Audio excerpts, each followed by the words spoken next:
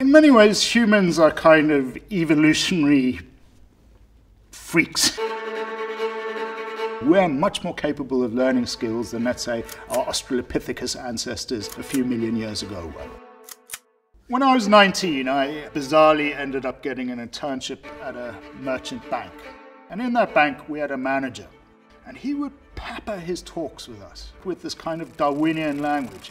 Banking is a survival of the fittest, it's a dog-eat-dog world out there. Life is a continuous process of competition. The truth is, evolutionary history just isn't a constant competition. Actually, most animals spend as much time as they can relaxing, taking it easy, or playing and enjoying themselves. This idea that everything is continuously battling for energy is nonsense. I spent most of the last 25 years documenting hunter-gatherers as they took their worldview and tried to engage with our worldview in very uneven terms, and to try and make sense of their perceptions of work and our perceptions of work. And what it did was it revealed an entirely different way of thinking, an entirely different way of being. My name's James Suzman. I'm an anthropologist, and the title of my latest book is called Work: A Deep History from the Stone Age to the Age of Robots.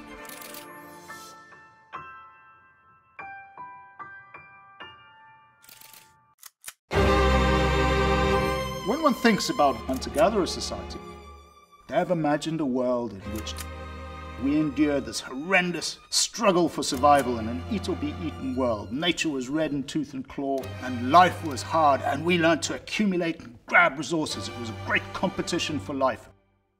But it seems fairly clear we enjoyed quite a lot of leisure time as hunter-gatherers. 20 years ago, I went off to the Kalahari to start working with a group of people called the Jinwasi. The Jinwasi were the first hunter-gatherer society that were really studied to see how hard they actually worked, and it was revealed that they worked 15 hours in a week and had a very different work ethos to what we do here in the West. The idea of what constitutes work and the way we organize our lives can be very different and very contextual basis. Hunting, gathering, fishing, hiking. In the Jinwa world, those are all considered work. In the Western world, where I come from at the moment, most of those things are considered leisure activities now. The Inuit in the Arctic, the Aboriginals in Australia, and there, of course, people like the Jinwasi engage with the land with consummate skill and consummate, in some ways, ease. The Kalahari Desert, where the Jinwasi live, is an incredibly tough environment. It's the kind of place where most of us, if we were dumped there without any prior knowledge of how to do things, we would be dead within several days. The Jinwasi, on the other hand, are able somehow out of this seemingly desolate place to pluck out 130 or so different plant species. They're able to hunt 15 or 20 animal species. They are so skilled and so attuned to that environment that they are able to do so on the basis of really a marginal amount of effort. Even in the toughest times of year, you're looking at not spending more than 4 or 5 hours a day on the food quest.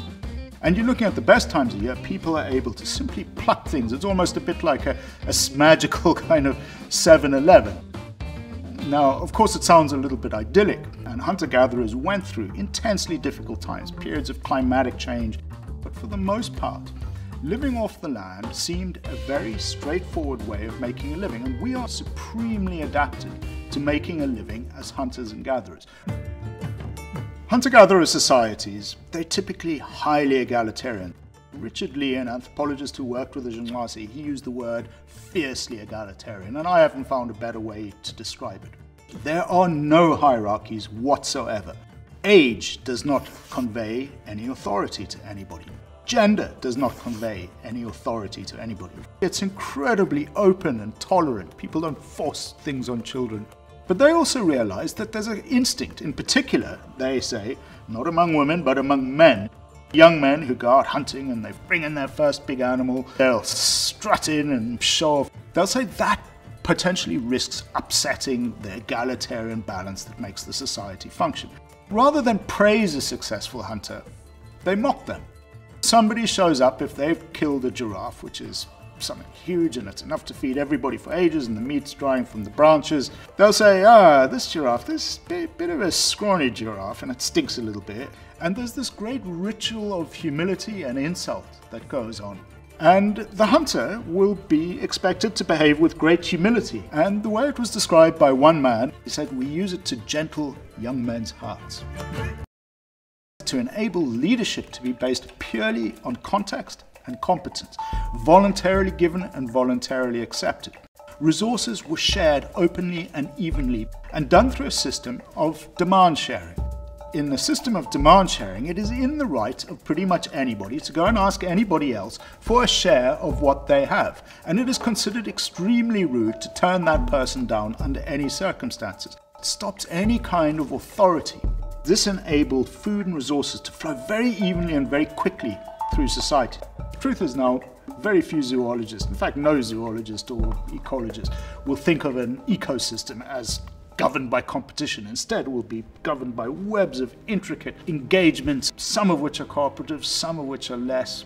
This idea that nature is a constant competition for life is nonsense. Hunter-gatherers like the Zhonghuasi describe their environment as a kind of continuous flow of give and take between species and interactions. There's absolutely no denying that the extraordinary attitudes that evolved during the hunter-gatherer era have now brought us incredible benefits.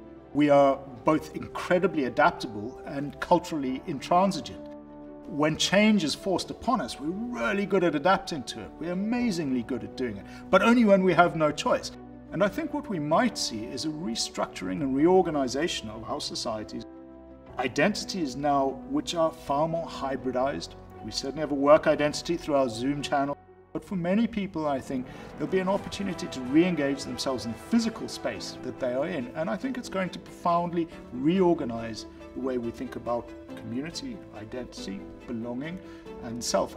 Economists say we're all universally this kind of selfish beast. Anthropologists, on the other hand, take the very starting point of their experience is based on generally going out and living somewhere where all your most fundamental and basic ideas about how the world works are often turned on their heads. It's a fundamental transition. It upsets your sense of the world. And anthropologists, I think, are based on having this double perspective of being in one world and from another, and then being able to look back in the world that they're from. And frankly, I think it would be good if we still lived in a world where people could experience another way of living and being to the point that it makes the strange familiar and the familiar strange.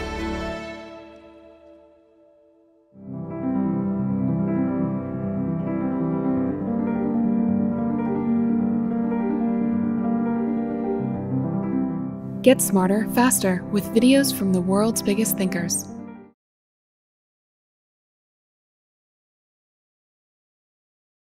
So I'm an evolutionary psychologist, which means that I'm interested in human nature. I'm interested in how that nature came about by natural selection. I'm especially interested in the nature of children, of human children.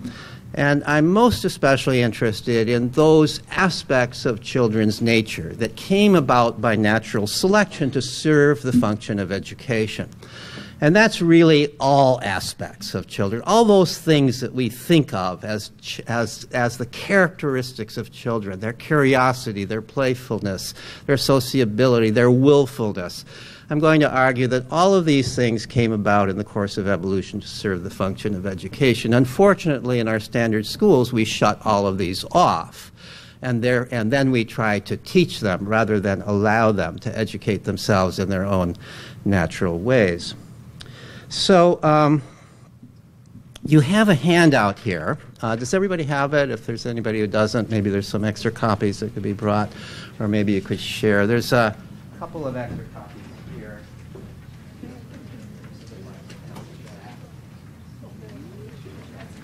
But the front page of this is an outline of the talk, and the back page is there so that you'll know that I'm a college professor. you have until Sunday morning to read these chapters and articles, and then at the closing ceremony there will be a test. So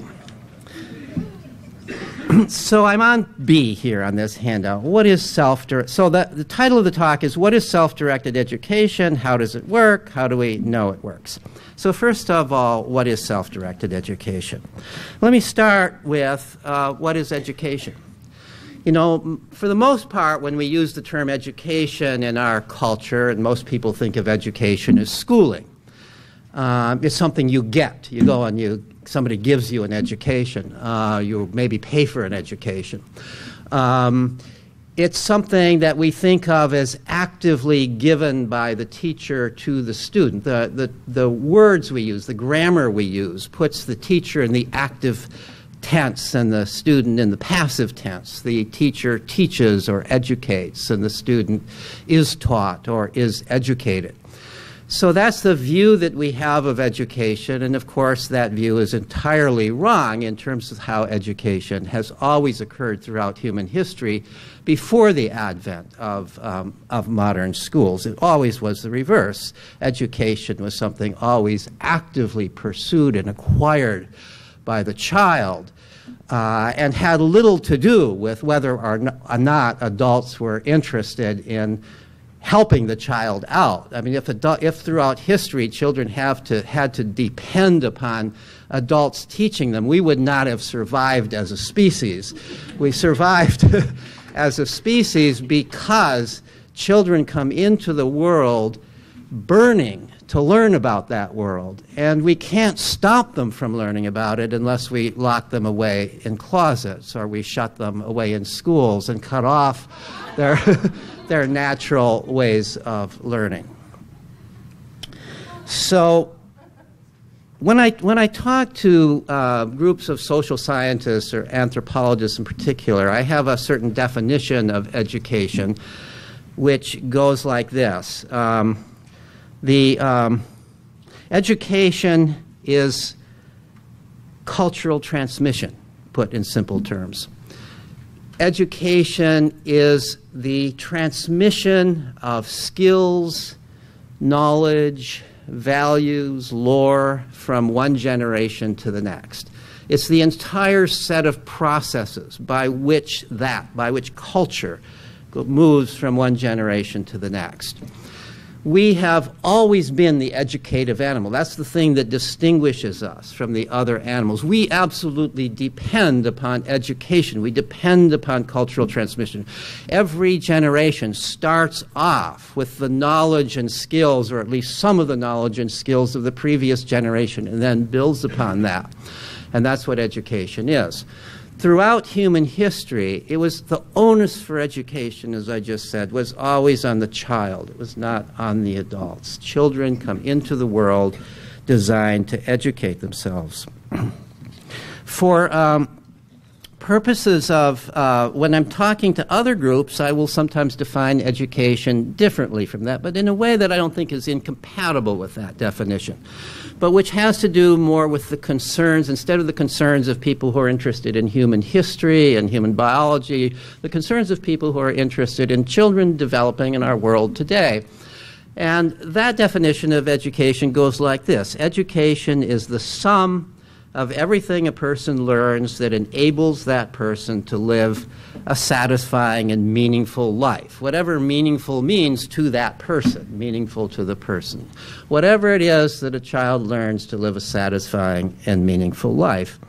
This includes the kinds of things that people all over the world and throughout history have had to learn to live a satisfying and meaningful life, or at least that are a big advantage for living a satisfying and meaningful life. Things like walking on two legs, things like speaking your native language, things like being able to get along with other people, being able to see from other people's points of view, which is essential to a satisfying and meaningful life. Things like being able to control your own emotions. Things like being able to think critically, being able to innovate, being able to solve problems. These are general skills that if you think about them, really can't be taught in school. These are things, though, that are essential to learn and that children pretty much always learn on their own, in their own natural ways. Then there are other things that are sort of more cultural specific. Varies from culture. So if you're growing up in a hunter-gatherer culture, you've got to learn how to, and you're male, you've got to learn how to track animals and shoot, and you've got to learn how to, whether you're male or female, how to do the dances of your culture and so on and so forth. In our culture, there are things that aren't absolutely essential to learn, but they're certainly valuable to learn if you want to have a satisfying and meaningful life. Learning how to read. Learning how to use numbers, because we are a literate and numerate culture. Learning how to use computers in this day and age. I mean, my God, you know, that's clearly the most important tool of our culture today, and yet some people are surprised to see how much time young people, children, spend on computers. I'm often asked, you know, shouldn't I be banning my child from using computers? And my answer to that is it's like banning a hunter-gatherer child from using a bow and arrow. The computer is clearly the most important tool of our culture, and it's so therefore no surprise whatsoever that children gravitate to the computer, that they spend lots of time. It becomes a second nature to them because it's so obviously an important tool. So children come into the world designed not only to learn those species general things that we have to learn no matter what culture we grew up in, but they come into the world designed to look around and see what are the important things in my culture that I've got to learn. And they tend to gravitate towards those things and focus on those things. Most of education for everyone, whether they go to school or not, occurs outside of school. I think everybody has to agree with that. If you think about it, the great bulk of what you know that's been useful in your life is not what you learned in school, it's what you have learned in the course of life outside of school, before school, after you're done with school, and the hours that you're not in school even when you are a child. So to think of education as schooling is an extraordinarily limited way of thinking of education, even if we're talking about people who go to school. So some of the, I said that children come into the world biologically designed to educate themselves. Let me say something about what I mean by that biological design. What is that design? They come into the world curious. All normal children are curious. You know, Aristotle, in his great treatise on the origin of knowledge, his first sentence was, "Man is a curious animal." And he didn't mean that we're a strange animal. He meant that we are that we are an animal prone to explore the world around us, and that's the origin of knowledge. And that's the origin of knowledge in every human child. Every child comes into the world designed to construct his or her own knowledge through curiosity. Almost, in fact, there are experiments with newborn babies. They've just come out of the womb. They're already exploring their world. They're already more likely to look in the direction of something novel. They can barely see, but yet they, to the degree that they can see one thing versus another, they look at one thing and then now they're not interested in that anymore. They want to look at this other thing. They are exploring the novel. By the time they're able to move around, by the time they're able to manipulate things, they're manipulating anything within their reach. They're figuring out what you can do with this thing. What happens if I squeeze it or poke it or drop it? They are constantly exploring. And this curiosity, this drive to explore, doesn't end at age 5 or age 6 unless we shut it off by sending them to a school where their curiosity no longer counts, where their questions no longer matter. And then they learn to suppress their curiosity when that occurs. But other than that, people are curious throughout their lives. I've seen people on their deathbed who wanted to stay alive for another day just to see what would happen next. You know, that's what we want to know. I mean, one of the worst tortures for anybody is to put them in solitary confinement where there's nothing new to see. That's torture. Isn't that interesting that that would be torture? Every other need is satisfied. You've got food, you've got water, there's no pain, and yet that's torture, to be there in a setting where there's nothing new for you to explore. So we are a curious animal. We are also a playful animal. Children come into the world biologically designed to play, and to play in precisely those kinds of ways that will lead them to acquire those kinds of skills that I said you have to acquire no matter what culture you're growing up in. And also designed to look around and play at the kinds of skills that are important to their own culture. So they play, we're the animal that builds things, so we're the animal with opposable thumbs. They play at building things when they have the opportunity to learn how to use those opposable thumbs. We're the linguistic animal. They play at language. They play all kinds of games with language. Little babies learn language and play. Cooing and babbling are all learned and playful. First words are never used to ask for anything. They're always just playfully used to point things out, and they're always said when the child is in a good and playful mood. Social play, in which children are playing with other people and other kids, and they're learning how to get along with other kids. Risky play, in which children are climbing trees too high and swinging too high in the swing and walking up the slide instead of sliding down it, and they're learning courage. They're learning how to experience fear and control that fear. Children are biologically designed in play to practice those very skills that are so important for them to be able to develop, to live a satisfying and meaningful life.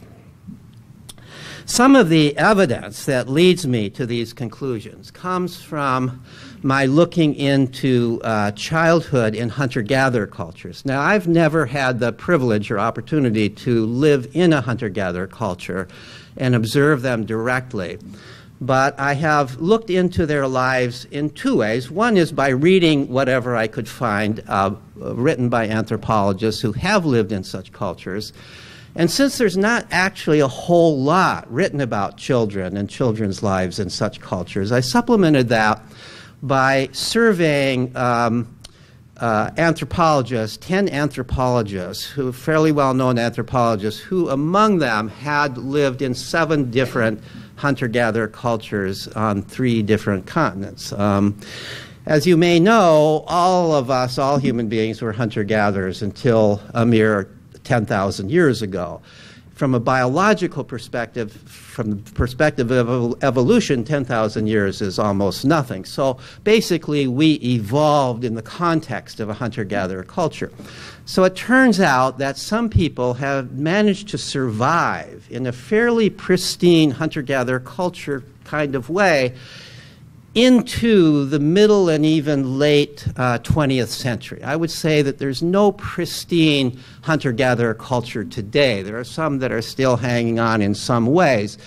But as recently as the 1970s and 1980s, it was still possible for anthropologists to trek out into remote parts of the world that hadn't been invaded by so-called Western civilization, and find people who were still living in this natural hunter-gatherer way of life. Now, what's interesting is wherever they found them, whether they found them in Africa or Asia or South America, whether they found them in deserts or in rainforests, there was remarkable similarity among them from one to another in certain ways. They all had different languages, they had different art forms, and so on and so on, different religions, different cultures, and all of that sense. But there was a remarkable similarity, enough so that anthropologists sometimes use the word hunter-gatherer culture in the singular. So what's similar about them is these are all band cultures. They're not tribal cultures. Sometimes people talk about hunter-gatherer tribes. It's a misnomer. These are band cultures. There's no such thing as a chief. These are people who are another term for these hunter-gatherer band cultures is egalitarian cultures. That's actually used in the literature because there's no other cultures that have been found that are as egalitarian, in the sense they don't have leaders, they don't have big men, they don't have chiefs, they don't have any kind of hierarchy, they don't have differences in wealth, they share everything within the band.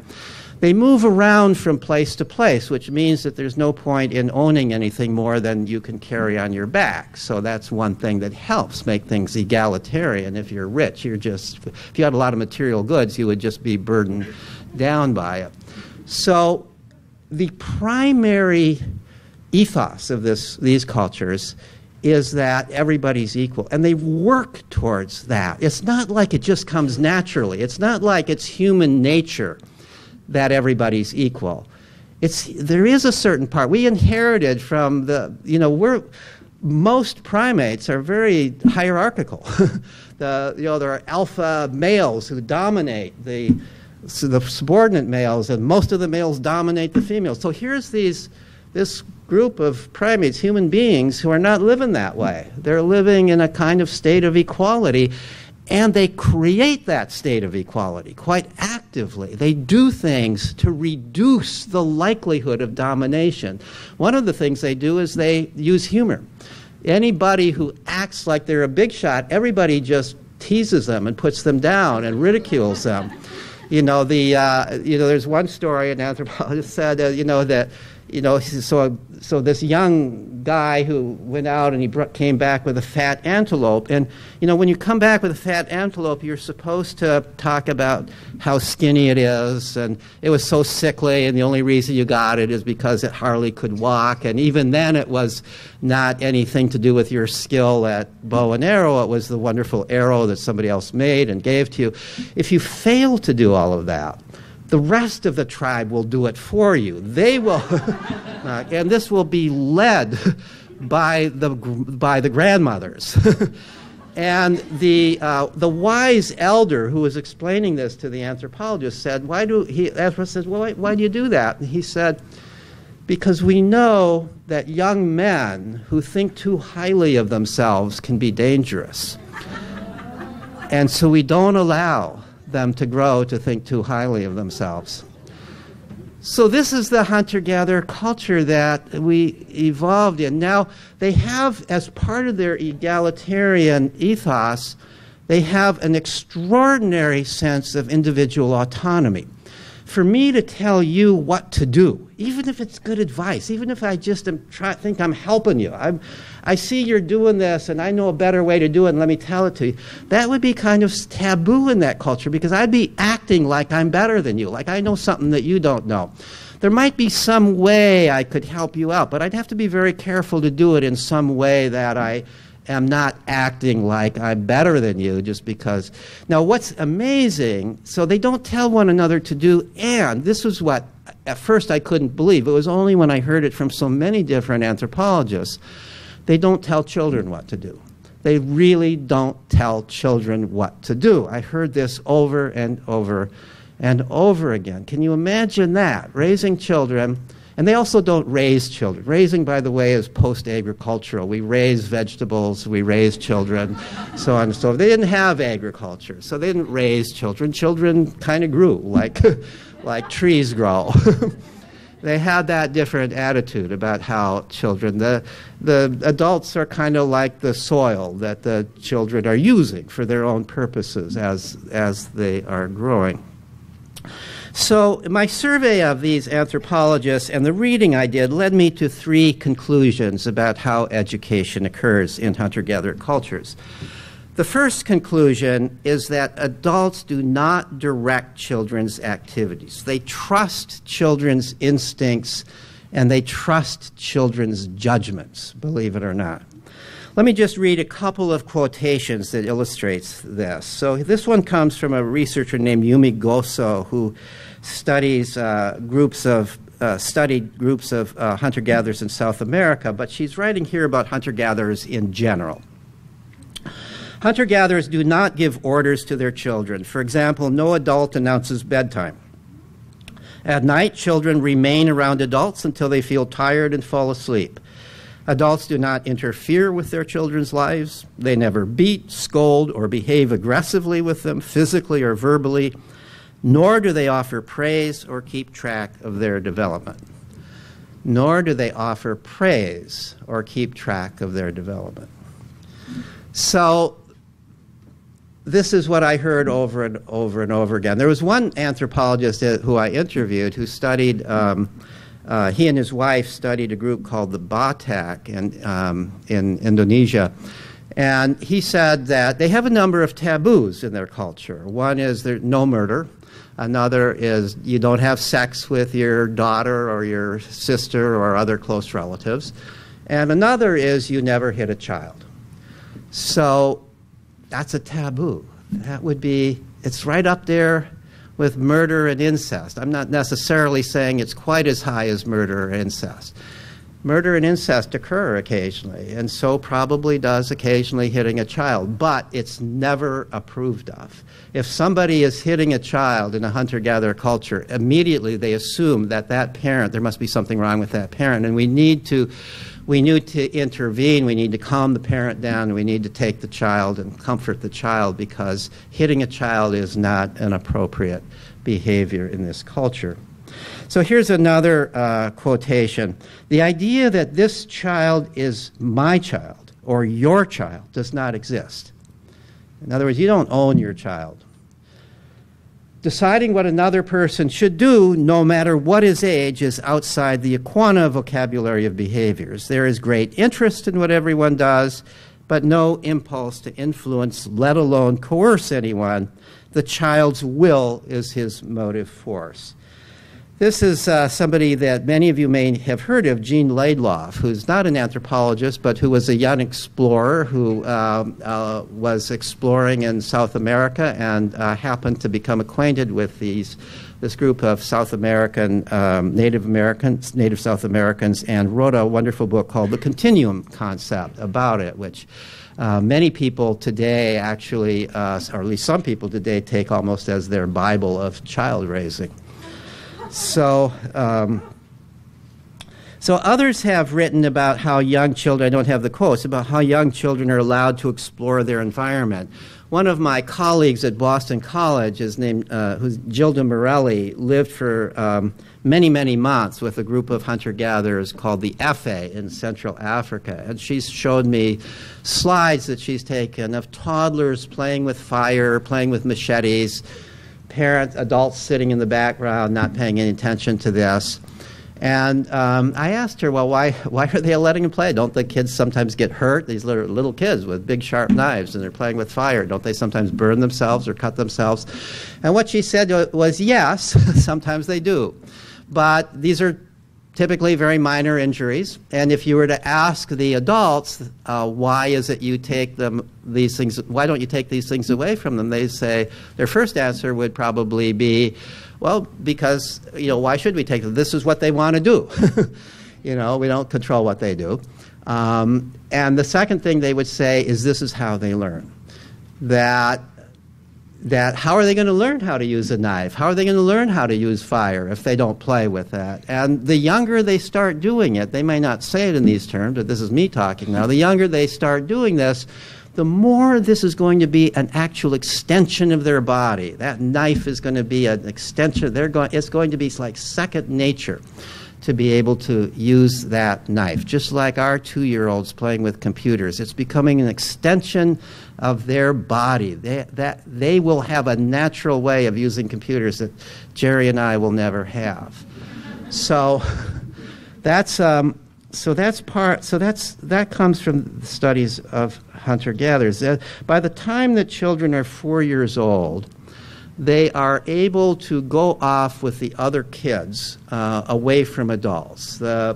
Under 4, of course, I'm sure it varies a little bit from child to child, but typically under age 4, they're still kind of regarded as infants. They need to be around camp. They need to be in sight of adults because, as the hunter-gatherers would put it, they haven't yet developed judgment. By the age of 4, they typically have judgment. And it's interesting that a lot of psychologists have said something really important happens around age 4, that's when children have internalized language to the degree that they can kind of keep in mind rules and they can talk to themselves about what's safe and not safe, and that they're able to control themselves through verbal reminders to themselves, which the typical 3-year-old is not yet quite that capable of doing, and the 2-year-old very rarely is capable of doing that. So something happens around 4, and it's very interesting, therefore, that around 4 is where children are now called children, and they're running with the other kids, and nobody feels like adults have to follow them around.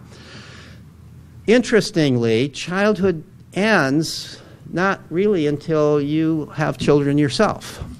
So we sometimes think that that adolescence is sort of a new invention, that teenage, by the time you were 13 or 14 in these other cultures, you would be an adult. Not true. The kids are still kids until, according to some of the anthropologists, they're late teens and maybe even beyond that. Typically, it's when they begin to have their own children, and even then, they may, to some degree, be running with other kids as they gradually go into adulthood. So the second, let me also say, there's one other quote I want to read on this issue of being so indulgent towards children. Some people think that if you're this indulgent, you allow children to do whatever they want to do, the children are going to become spoiled.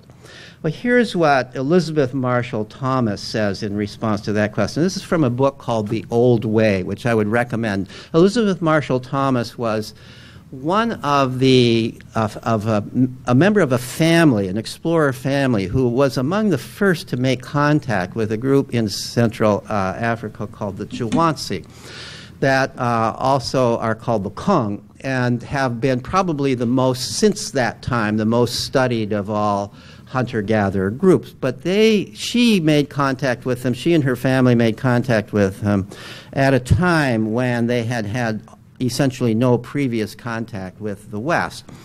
And she wrote this book called The Old Way about some of what she learned in that experience. But here's what she says about the question of spoiling. We are sometimes told that children who are treated so kindly become spoiled. But this is because those who hold that opinion have no idea how successful such measures can be. Free from frustration or anxiety, sunny and cooperative, the Juan children were every parent's dream. No culture can ever have raised better, more intelligent, more likable, more confident children. When I first read that, it was before I had talked to many other people, anthropologists who had observed children. I thought that she's probably exaggerating. She probably just fell in love with these kids and she's exaggerating. But I heard similar stories from so many others that I began to think there's got to be something to it. These kids are really well adjusted. I once gave a talk at an evolutionary psychology conference, and after the talk, I'd mentioned something about hunter-gatherers, and so on. After the talk, a graduate student came up and said to me that she was doing her dissertation on whining. She had this view about that there's a universal tone to whining, and she wanted to know what hunter-gatherer whining sounds like. And so I said, I don't know. I've never lived in a hunter-gatherer culture, but let me ask my friend Gilda Morelli. So I went and asked Gilda Morelli, who had lived with the FA, and she had to stop and think. And she said, you know, I lived with these people and interacted with the children for months and months, and I don't think I ever heard a child whine. They didn't have anything to whine about. Now, admittedly, they don't have all the kinds of things that we have in our culture. And so I'm not saying that it's even possible to raise children in our culture today in such a way that they will never whine. But isn't it interesting that here is at least two different people talking about two different cultures and saying talking about how well adjusted the children are and how bright they are and how sociable they are. Okay, so the second major lesson that came from my looking into hunter-gatherer cultures is that children, including teenagers, have unlimited time to play and explore, unlimited time. When I asked them, one of the questions I asked the 10 anthropologists was, how much time did the children in the culture that you observed have for play? And they said, every one of them said essentially all the time. Some of them said, well, maybe sometimes somebody would ask them to fetch some water or to do something like that, but it was always minor, and it was never an order. It was always just if you're willing to do it, you know. So sometimes they would engage in some hunting and some gathering, but it was always playfully done. It was part of their play. It was never something that was expected of them. It was never how the culture put food on the table, was to send children out to do these kinds of things. So this is a culture in which children are exploring and playing on their own. all day long, from dawn to dusk, from the age of 4, when they're regarded as having common sense and don't have to be watched, until their mid to late teens, interestingly, kind of our school-age years. And the adults believe that in the process of this, they are learning what they need to learn to become good hunters and gatherers and good citizens of the culture, people who have the kinds of skills that contribute to the culture as they merge into adulthood. The third thing that I learned is in their exploration and play, the children do indeed play at the things that are important to their culture. Not everything that they do. They play all kinds of fantasy games, and you could argue that there's nothing unique about that game that would prepare them uniquely for their culture. But clearly, I asked my respondents to list some of the things they saw children playing at, and it was very clear that much of what they listed matched very well onto the skills that the children had to learn in that culture to be successful. So the boys in all of these cultures played endlessly at tracking and hunting. Tracking is an extraordinarily difficult skill. And of course, hunting, shooting bows and arrows or blow darts or whatever the means of killing game is also is an extraordinary skill that takes a lot of time to develop. And children are constantly, not because anybody is assigning them to do that, not that anybody's testing them on that, not that anybody's judging who's farther along in bow and arrow ability, who's the better tracker. Nobody's paying any attention to that, but the kids are growing up in a culture where they can see this is a valued activity, and so they play at that activity. In the one culture that was included in the Philippines, there's a culture called the Agta, where women also hunt, and not surprisingly, in that culture, the girls also played at hunting and tracking just like the boys did and right along with the boys. So those kinds of things that were sex-specific, the boys played at the male-type things, the girls played at the female type things. The majority of things are not sex specific. A lot of the, building huts, building dugout canoes, playing musical instruments, all of those kinds of things, both boys and girls would play at.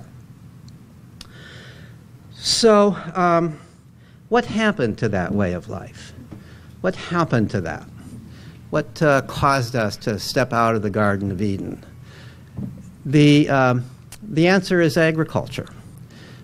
Hunter-gatherers, being human beings, are clever people, inventive people. Somebody discovered that, well, if you just you can get a little bit more of these roots if you sort of cultivate this area. And gradually this merged into what today we would call farming. It didn't, I'm sure, occur all at once, and it occurred at different times in different parts of the world, but it apparently began about 10,000 years ago in the Mesopotamian area. And once it got to a certain level, it changed everything. Because once you have agriculture, then you have to have land ownership. If you're going to take all that trouble to plant and weed and cultivate, you're not going to just let somebody else walk in and take it away. You can't do that. You've got to defend that land. You've got to say, this is my land. I own this land.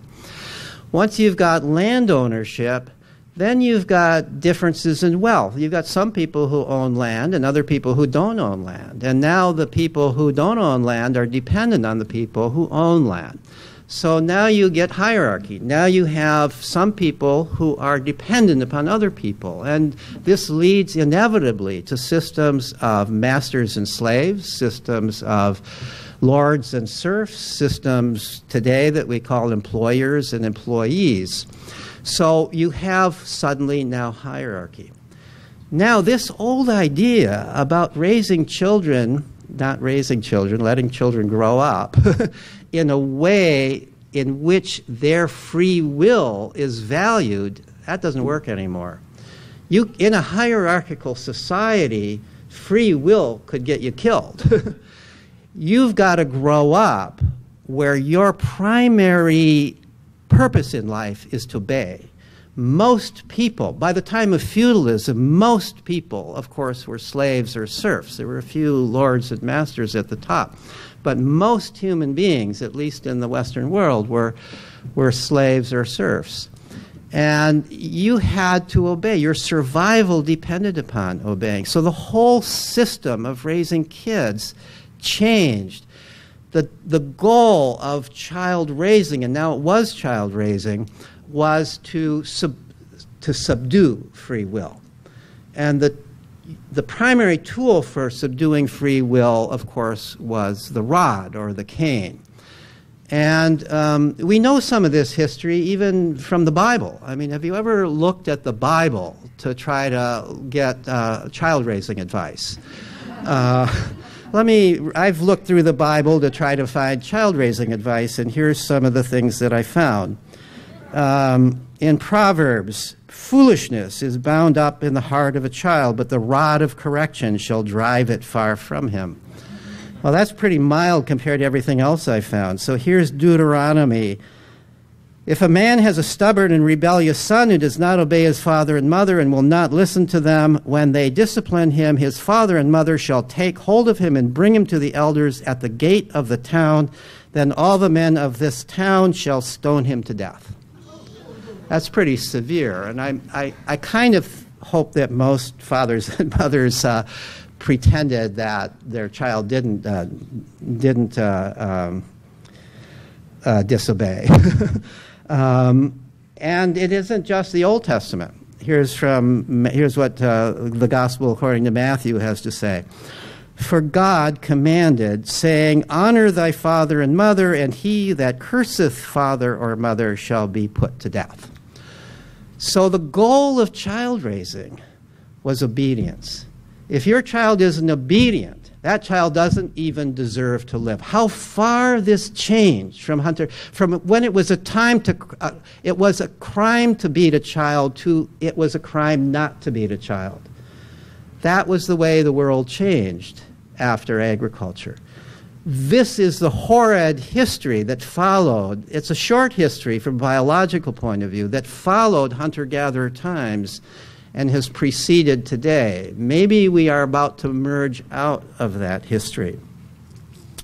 The rise of industry didn't immediately solve the problem. In industry, again, you have people who own the businesses, and then you have people who are dependent on those who own the businesses.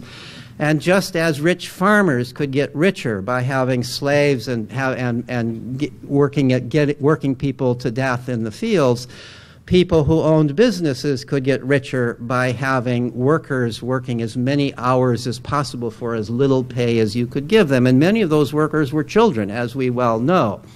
So now things maybe even got worse. In the past, when kids were working in the fields, at least they had fresh air and sunshine, and they could get away, and they were not always in sight of their masters, and they could play in the context of it.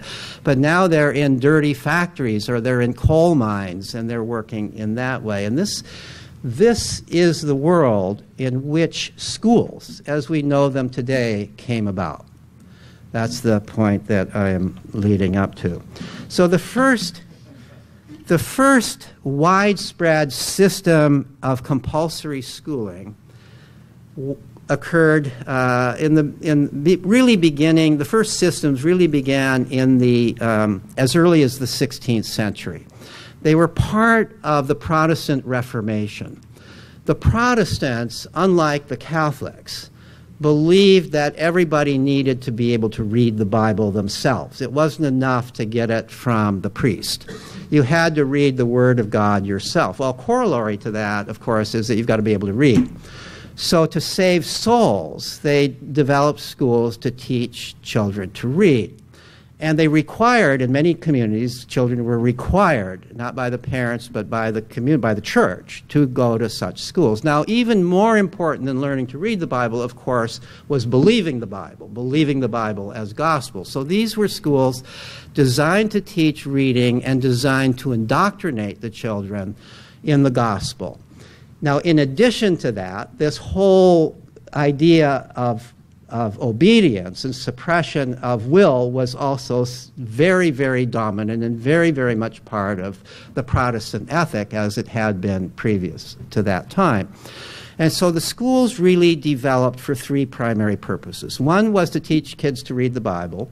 Another was to teach obedience. Another was to indoctrinate children in biblical. And the schools that were developed, we would recognize them as schools. They look just like the schools today for the most part. They didn't have clocks, but they had hourglasses in the front to time the lesson. Everybody spent a certain amount of time on this lesson and another time. They had a curriculum. They even had teacher training to make sure that the teachers would teach the right lessons and not the wrong lessons. And of course, they had ways of testing. Now, there were some differences that the primary tool of education in those early schools was the rod or the cane. And children were routinely beaten for getting wrong answers, not just for misbehavior in the discipline sense, but even for getting wrong answers, they were routinely beaten. So the way that so that was different. I mean, today we don't beat children, we drug them, or we shame them. We've given up that brutal method of whipping children into shape. Paddling is still legal in some states, and it still occasionally occurs. We don't call it beating anymore, I guess. We call it paddling. So these were the schools that came about beginning really as early as the 16th century. The first compulsory schools in what then was the colonies were in Massachusetts. Massachusetts has always been the leader in terms of compulsory schooling.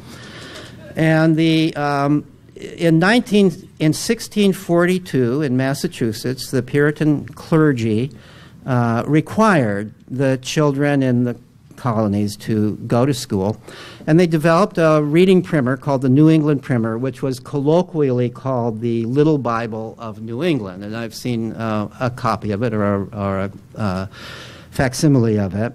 It's full of little ditties about how if you lie or you disobey your parents, you will spend eternity in hell.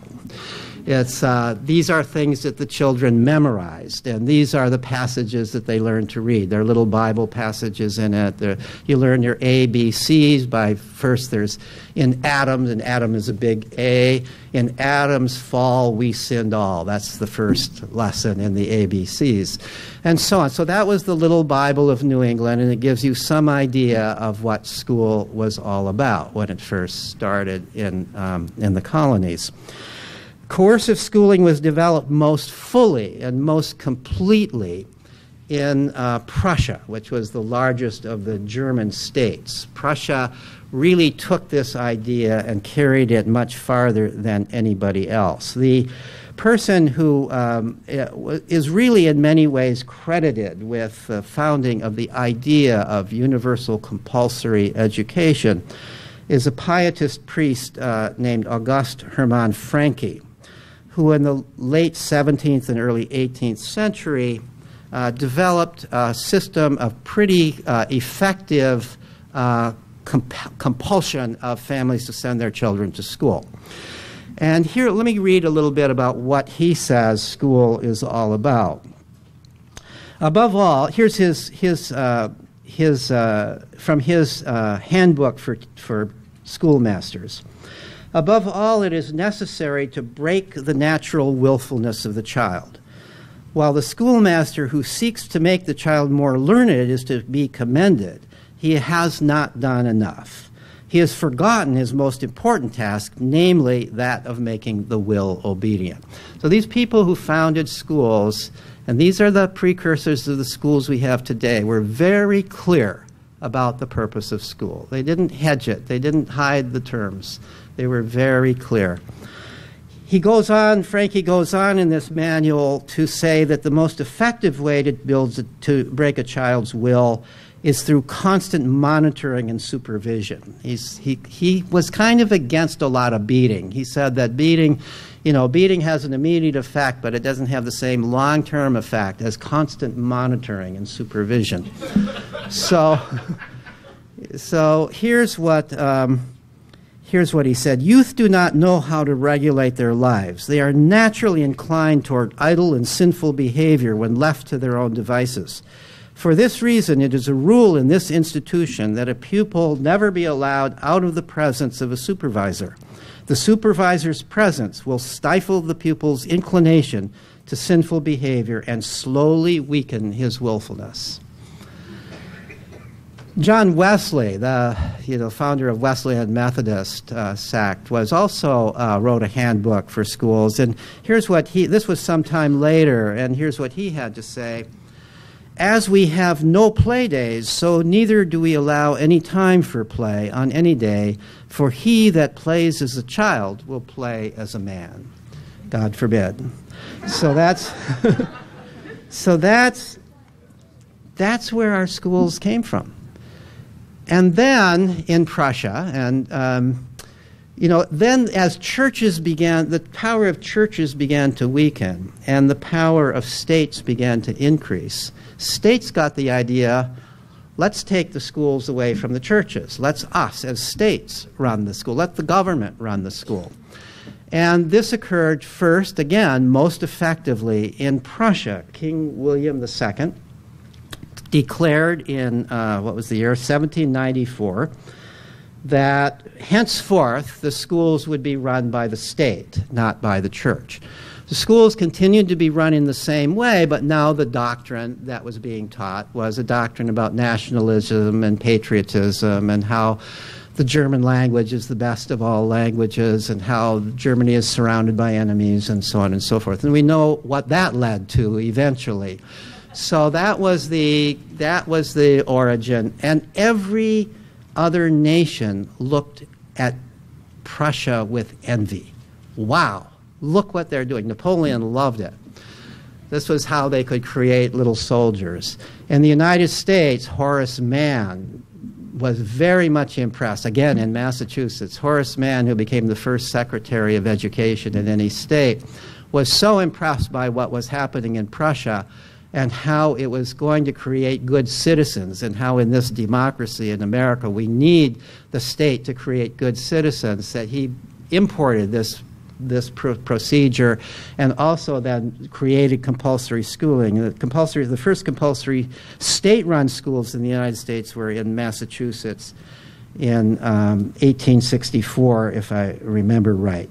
And within about 50 or 60 years, every state in the United States had compulsory schooling. But it originated from looking towards Prussia, seeing this idea that if we can control the development of children, we can control the citizenry. And we can ensure that we're not going to have rebellions, we're not going to have, they were not so concerned. When you look at it, they were really not by this point so concerned about teaching reading anymore. Most people could read. They realized that most people who were growing up in families that could read. You didn't have to. They were more worried that people were reading the wrong stuff than that they were more worried about controlling thought than they were about teaching the skill of reading. So what does this all have to do with my theme here of self-directed education? Ever since schools were started, there have always been reformers. There have always been people who say, this isn't quite right. We need to reform the school. And what reform always, I shouldn't say always, but usually means is tinkering with the model. Let's take this model and make it more humane. Let's be kinder to children. Let's be a little more child-centered. Let's, certainly not beat children. Let's try to take children's nature into account. So that's the approach taken. But the problem is, the model itself came about for a particular purpose and was well designed for a particular purpose. It was well designed for indoctrination and obedience training. If you were to design a school from scratch, ignoring history, if you were to design a school from scratch and your goal was not indoctrination and obedience training, let's say your goal was the fostering of creativity, let's say your goal was to produce critical thinking, Let's say your goal was to produce a diversity of interests because you believe that the culture requires different people with different ways of thinking and different skills. You would never design a school that looked anything like what our schools are like. No way could you design a school that would do those things where everybody is supposed to be following a curriculum. Where there's a teacher in charge who's supposed to evaluate everybody. You can't possibly evaluate if you have a school that's designed for those other things. The whole point of evaluation is to make sure everybody's learning the right stuff.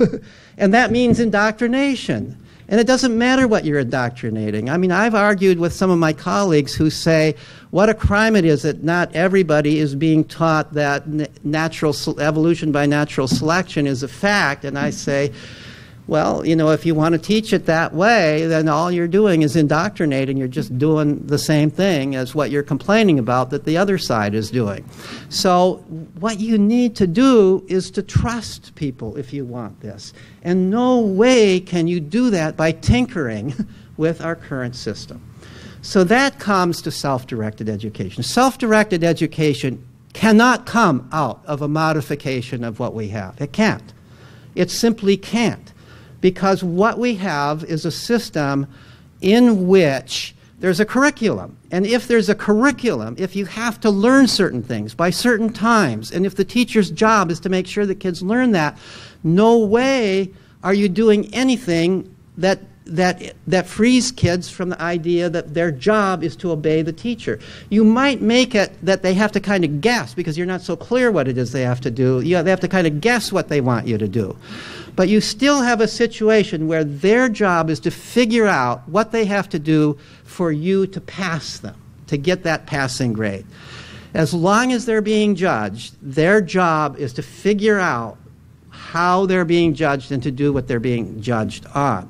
And that is not the situation that's going to create critical thinking. That's not the situation that's going to create diversity in goals. That's not the situation that's going to foster curiosity. So what do? You have to start totally from scratch. You have to start with an entirely different model. You can't evolve you can't evolve self-directed education out of what we have, out of what was developed for the purpose of indoctrination and obedience training. So I first got interested in this issue when I got interested in the Sudbury Valley School. Now here's a school. I don't want to present this as the only model, but it's the one that I know. Here's a school that's been in existence now almost half a century. It started off, you know, back when Jerry and my mom were doing these hippie things. They started off with this school also started off. I was so jealous of these kids who were about my age, who were hanging around my mom all the time. Okay, so anyway, they started.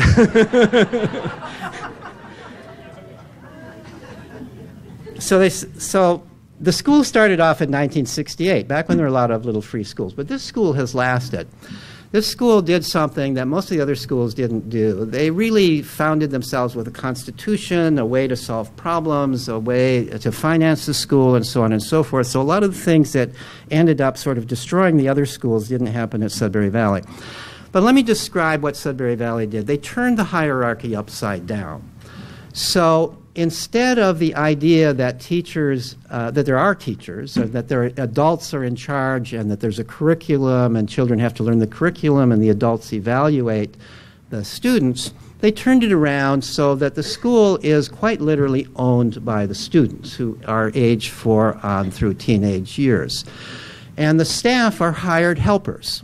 The staff have to be, no staff members, including the people who founded the school, have any kind of tenure, have any kind of job security. They have to go be hired, new contract every year, and part of the hiring process is a vote in which every student, as well as the staff members, vote. And you have to get a majority vote in order to even have a hope of staying on with another contract there. So if the kids don't like you, you're out in this school. This is a school that has no curriculum. It doesn't offer courses, although if students demand a course or ask for a course, staff members will respond as long as they think the request is sincere and not just motivated by their parents telling them to ask for a course. This is a school that has, remember how I said that hunter-gatherers think that children have common sense at age 4? This is a school that you have to be 4 in order to go there, and adults are not following you around. There's a big campus there, there's an adjacent forest, there's a pond, there's a street, and 4-year-olds are not being followed around by adults. This school has now been in existence for, as I said, almost 50 years. There's never been a serious injury, and yet 4-year-olds, just like 4-year-olds and hunter-gatherers, are walking around without adults watching them. But they're in an age-mixed group, and they tend to hang out with other kids, and kids look out for one another, and so on. Kids are playing and exploring and sitting around, hanging out, doing exactly what you would think kids would be doing when they're free to do what they want. And somehow they are becoming educated. Right now the school has 160 students from age 4 on through high school age. They're not segregated in any way by age. The key to how education works here is age mixing. Little kids are learning naturally through their interactions and observations of older kids.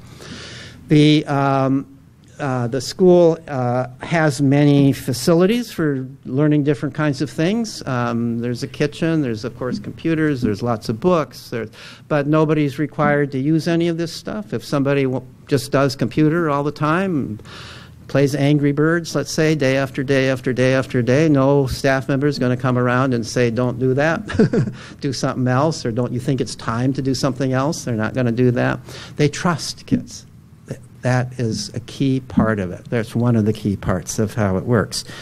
Somehow, this turns our notion of education upside down in a way that progressive schooling doesn't. Progressive schooling still has the idea that educators ultimately are involved here, that teachers have to be clever and figure out how to help students in a way that the student still feels like they have some control.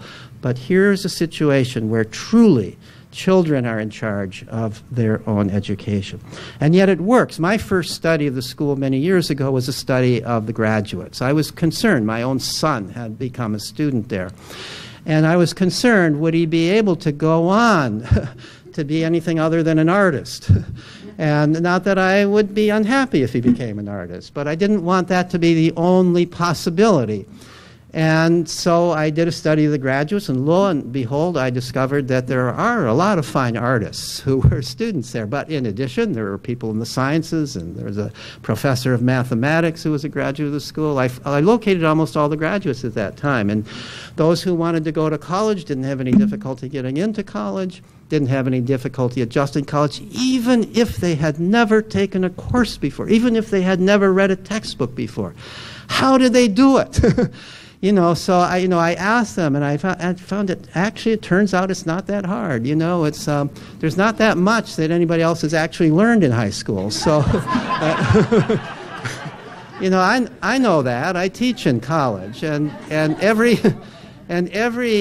professor who teaches the introductory course starts from scratch. You don't assume that the students remember something from high school. You start from scratch. And even if you thought they learned something from high school, you would assume that they learned it wrong, that the teacher didn't understand it the right way, because you're the professor who knows the right way, and you're going to teach it from scratch anyway. So the kid who's majoring in biology, has never taken a biology course, turns out not to be at any disadvantage compared to the kid who's taken some biology in high school, similarly with other subjects. So this turned my ideas upside down. Suddenly I began to think, well, maybe my mom and Jerry weren't so crazy after all. Maybe there was something to this idea, and it's okay. I had been almost forced. I mean, my son more or less blackmailed me into sending him to Sudbury Valley at the age of 10. He'd been misbehaving so deliberately and so terribly in the public school that he gave us no choice but to go there.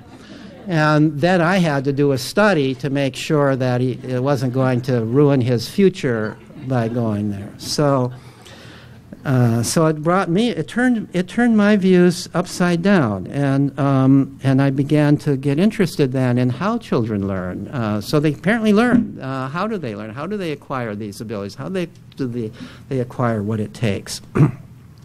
I then went on from there more recently.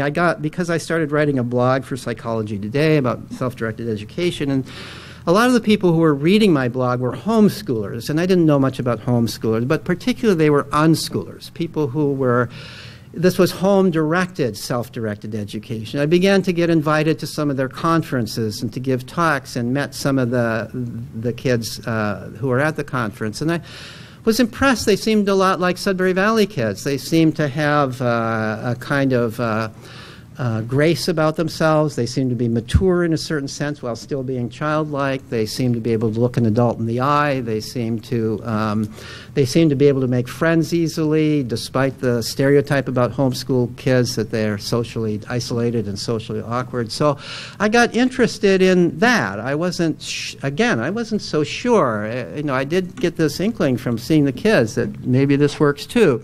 But I wasn't so sure it would work in that context. I always believed and still believe that kids need much more than their own parents. They need to learn from a larger community. They need to interact with a lot of other kids. And how are kids going to do that if they're growing up at home? So I did a survey first of homeschooling families. There were 232 families who responded, and I asked them a lot of questions about unschooling families. And then I later on, these are both the articles in which these are published are among the articles listed on the back if you want to look up these articles. But then I did a study along with colleague Gina Riley of grown unschoolers. We identified 75 adults who had been unschooled for varying parts of their what would be their K through 12 years, including about a third of them who all of their previous education had been self-directed at home. And I found that they too were able to go to college if they wanted to, didn't have any particular difficulty getting in, didn't have any particular difficulty doing well. They too went into all sorts of careers, including science and math, as well as art and human services and doctor and lawyer and so on and so forth. Didn't seem like taking that route was cutting anything short. So now what I want to do, if you look on this handout, we are at G, near the bottom, the optimal context for self-directed education. So I began to think, all right, I've looked at self-directed education in hunter-gatherer cultures. I've looked at self-directed education at Sudbury Valley School. And I should say now that there are many other schools modeled after Sudbury Valley. And there's a whole set of new schools called Agile Learning Centers that you may have heard about. That seems to have its own cheering section.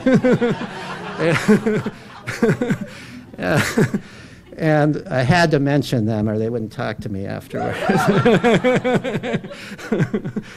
And so this model is apparently replicable too. And some of the Sudbury model schools have been around long enough that they've got graduates, and they seem to be doing okay in the world.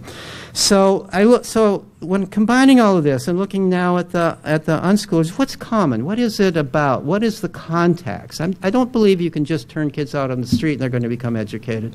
I think that you have to provide an environment in which they can become educated. In the hunter-gatherer culture, that environment is automatically there. It's just there.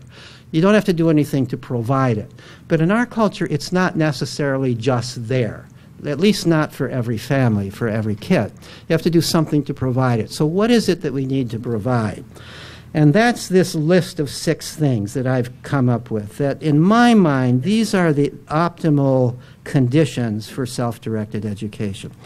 First is the social expectation and reality that education is the child's responsibility. If we pretend that it's our responsibility, or if we in some way assume that responsibility, so the child comes to believe that it's our responsibility, then the child gives up that responsibility, or to some degree. Every child is born instinctively believing it's their responsibility to educate themselves. But just like we can drive out other instincts, we can drive out that belief if we subject them to the view that the way you become educated is by doing what your teacher tells you to do. then the responsibility is now on the teacher. It's no longer on the child. So that's the first thing. The second thing is unlimited freedom to play, explore, and pursue own interests. Unlimited freedom to do that. It takes a lot of time. It takes time to immerse yourself in something that interests you, that's not interrupted by a bell, that can go on from one day to the next, and nobody's telling you now you've got to go on to something else. It takes time to be bored, time to say, okay, there's nothing interesting here. And as Danny Greenberg, who founded one of the founders of Sudbury Valley, says, boredom stirs the soul. Don't try to relieve boredom in a child. Let them be bored until they can't stand being bored anymore, and they decide to take control of that situation and find something to do. That is their own choice of what to do. You need time to go from one interest to another. You need time, maybe you're going to spend 2 years just playing Angry Birds, who knows? And then you're going to spend a couple years doing something else. You need time to try out different things, and you need to be unhurried about it. You don't need somebody looking over your shoulder saying, don't you think it's time to move on to the next thing? We need to trust our children to make those kinds of decisions, and that seems to be true in hunter-gatherer cultures. That seems to be true at Sudbury-type schools, and that seems to be true among successful unschooling families. The third character, the opportunity to play with the tools of the culture. I said those toddlers in hunter-gatherer cultures are playing with fire, and they're playing with machetes and bows and arrows. By the way, I should say, so you don't think hunter-gatherers are really negligible, the poison darts are kept way up high in a tree so the little kids can't get to them. These are not negligent parents. They make reasonable decisions. They realize that a poison dart could kill a child, and you're not going to have a little child playing with poison darts. But a machete or fire, that's not going to kill a child. So you can play with those things. But you need at Sudbury Valley, there's cooking equipment, there's woodworking equipment, there's, of course, computers, there's the tools that we regard as the tools of our society. And once you've certified yourself, showing that you know how to use the stuff and know how to use it safely, then you can do your own things with it. Playing with it in this sense means try experimenting with it, doing your own thing, not just doing planned things that somebody else tells you what to do, but you're doing your own thing with it. The access to a variety of caring adults who are helpers, not judges. In a typical classroom, there's one teacher. Maybe at best there's two teachers, and they only exemplify the role of teacher. At Sudbury Valley, it's only 7 adults and 160 kids, but yet that's 7 adults, each one different. Each one has different knowledge, different personality.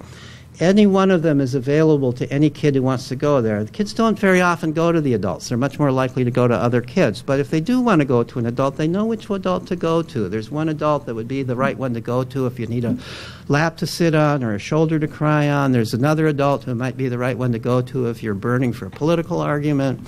There's another adult for this or that. And the kids are very good at figuring out which adult to go to depending upon their needs. They're also good at figuring out which other kids to go to depending on their needs. So that a variety of caring adults. In the hunter-gatherer band, the kids, all the adults are available. Parents are not even all that special beyond the age of 4. The kids are kind of kids of the whole band. They're not kids just of this parent. That set of parents, and in the unschooling families that worked, one of the things that the respondents said repeatedly was that they had many adult friends. It wasn't just their parents. They had one of the things they valued about the unschooling experience was that they made many friends with other adults who they looked to, and they didn't just see their parents as role models. Fifth characteristic, free age mixing among children and adolescents. The founder of Sudbury Valley has argued over and over again that age mixing is the key to how it works. Throughout human history, in hunter-gatherer cultures, but even after hunter-gatherer cultures, children were never segregated by age, except not until the time of age-graded schools. Children always played in age-mixed groups. Our whole instinct to play evolved in an environment in which play was always age-mixed. Same-age play is really an artifact of modern times, and it is not necessarily, it is not that it's bad to play same-age play, but it is not as nurturant. It's not as helpful. It's not the same kind of learning opportunity. Age-mixed play provides the younger child with the opportunity to be boosted up by the older child into a higher level of activity than he or she would otherwise engage in. And it provides the older child with the even more important opportunity to be the mature, leader, nurturing, teaching one in the context of the relationship, and to get a sense of their own maturity, and to learn how to be a parent and learn how to be a caring person. When we deprive children, as we do in school and since so much of the rest of our society, of interactions with others who differ from them in age, when we segregate preteens from post-teens, for example, we deprive them of interactions with those people from whom they have the most potentially to learn. So free age mixing, and one interesting thing, that free age mixing is part of the essence of the way Sudbury Valley works. Interesting to me that in the unschooling study, even though I actually didn't ask, I'm surprised I didn't ask this question, many of them, over half of them, volunteered the information. That one of the great things about not being in school was they made friends not only with a lot of adults, but also with kids who were younger than them and kids who were older than them. So these first 5 characteristics seem to apply to even the unschoolers as well as applying to kids in hunter-gatherer bands and kids at Sudbury Valley. The 6th one, I used to say there are 5. I've added a 6th one, which the more I think about it, the more I think is also important. Immersion in a stable, moral, democratic community. Hunter-gatherer cultures, as I've described, are democratic communities in a different sense than in our culture. They make decisions by consensus, everybody's view is respected, and so on and so forth. And children don't necessarily have any kind of formal vote the way they do at Sudbury Valley, but their voice is heard, and even more important, the children are growing up in the context of a democratic environment and realizing that whether or not they are now, they will at some point be sitting around the fire, engaged in serious discussions that have to do with the band's welfare as a whole. They're seeing this, they're listening to it, they're in some sense, in some limited ways, perhaps participating in it. And so they're growing up with a sense not just of responsibility for themselves, but also a sense of responsibility for the community within which they're developing. So children at Sudbury Valley, because they're involved in making the rules of the school, making big decisions about the school, and discussing who should be hired and who should be let go among the staff. And they're involved in the judicial system. If anybody breaks a rule, you go before the judicial committee, which consists of a cross-section of ages of the school at any given time. And you're involved then in these discussions about, well, what should we do? So-and-so has consistently been breaking this rule. We like so-and-so. What are we going to do about it? What would be an appropriate penalty? What's going to change this person's behavior? They're involved regularly in those kinds of discussions. So they're thinking about not just themselves. They're thinking about their community in which they're growing up. And that's an important thing to be thinking about if you're going to grow up in a democratic society, and we are going to be a democratic society. We need people who think not just about themselves, but people who think about the community as a whole that they're growing up in. And I think that it's a little harder to say exactly how this works in the unschooling family, but to some degree the family itself is a stable, moral, democratic community if it works well. But even more so, I think that the families in which unschooling seems to work well seem to be those families that are also very well connected with a larger community. And so the kids have a sense of being part of a larger community and a realization that they're growing up in a larger community and have responsibilities for that. So I think that our job, I said that education is children's job. Education, the onus of education lies with children, but we in our culture do have a responsibility. And our responsibility as adults is to provide the setting in which children can educate themselves. We've got to give up the idea that we educate children. Let's stop thinking that we educate children. Let's start thinking that we provide the setting in which they can educate themselves. And how do we do that? How do we do that as individuals? How do we do that as communities? How do we do that as a nation? How do we spread the word that this is the way we ought to be thinking. This is what we need to do as a culture if we are going to have truly free and democratic people. We need to also, and I want to kind of end this way, normally when we talk about education, whether it's self-directed or otherwise, we're talking about what are children learning, how do they learn, how do they acquire what they need to know. There's another thing that we ought to be keeping in mind, and that is this, that children are human beings. That childhood is actually a pretty good portion of any person's life. And if that portion of a person's life is not happy and is not free, then that's a crime. That's really a crime. We in democratic societies, we believe that there are certain inalienable rights that belong to human beings. The right to free speech, the right to free association, the right to due process if you're accused of a misdeed, the right to choose your own path to happiness. What could that mean? Doesn't that have something to do with choosing how you educate yourself? These are described as human rights. We think of them as human rights. I would contend that children are human beings. And in our typical schools, we deprive children of every single one of those rights. We preach democracy to them. We might even say that it's a democratic school because we're preaching democracy and we're trying to respect children, but yet at that very same time we are depriving them of all of what we call the basic human rights of a democracy.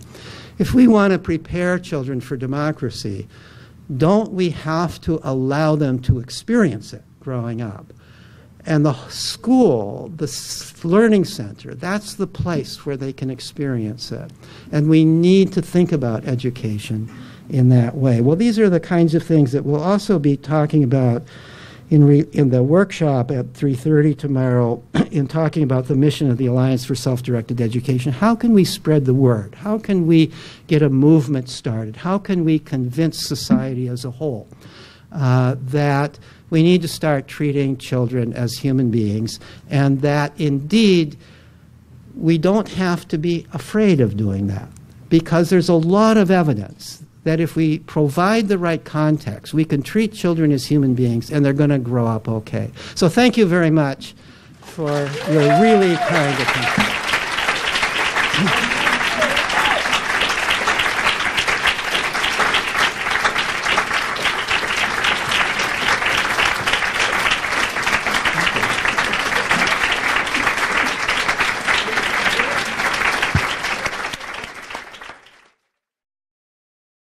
Seriously, being at school here, it allows you to think, imagine, research what you like, to climb trees really high. Most importantly, so important that it takes up 2 of my fingers, have fun. I think my favorite thing about being a student here is the freedom to pursue your passion, which is basically the school. You must just find what you want to do, and it's most likely happening, and if it's not happening, then you can make it happen. So that's the kind of freedom you have here. At the beginning, you're like, instead of doing school where kids do whatever they want all day and everybody's like, what? As we all have this idea that if we don't get told like what to do and what to learn and how to learn it, that there is no learning, and there is learning everywhere. We're sold on a myth.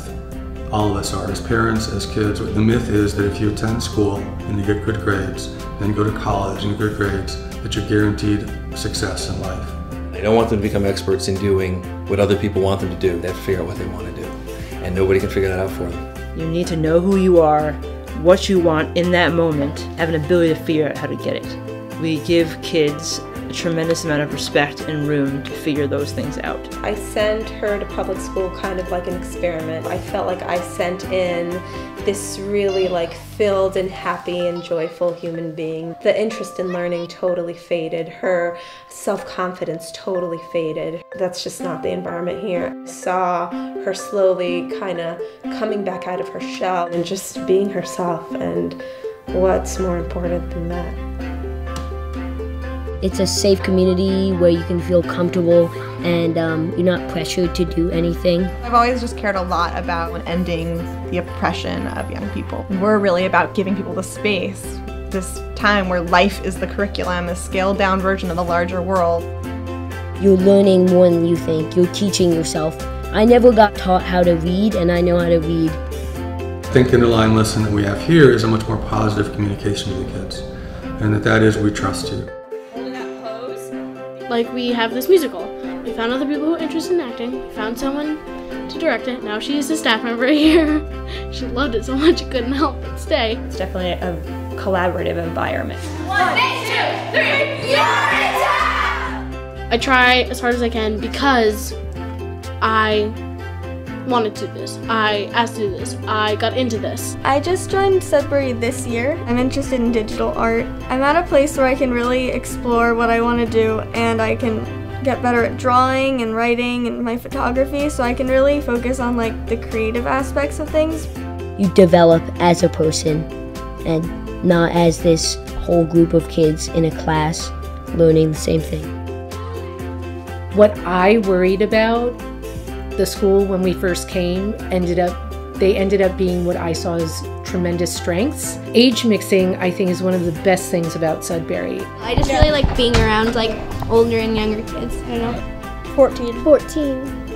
12. After you're 12. 12. Because there isn't the hyper-competitiveness, and also I think it's closer to real life. Here at this school, all the students and all the staff, we all have equal authority. The school meeting, it's a democratic committee. All the staff and all the students are all school meeting members. All in favor to elect Trainer to be the JC. It cultivates a very good atmosphere of respect and trust and responsibility. Everyone is a one-to-one vote. As they grow, you see them take more and more control and believe more and more in their power. Caliber of people that come out of Sudbury schools is amazing. They're not adult phobic, they're articulate, they're respectful. And the kids leave this and they do extraordinary things. It's beautiful what happens here. I couldn't have picked a better place.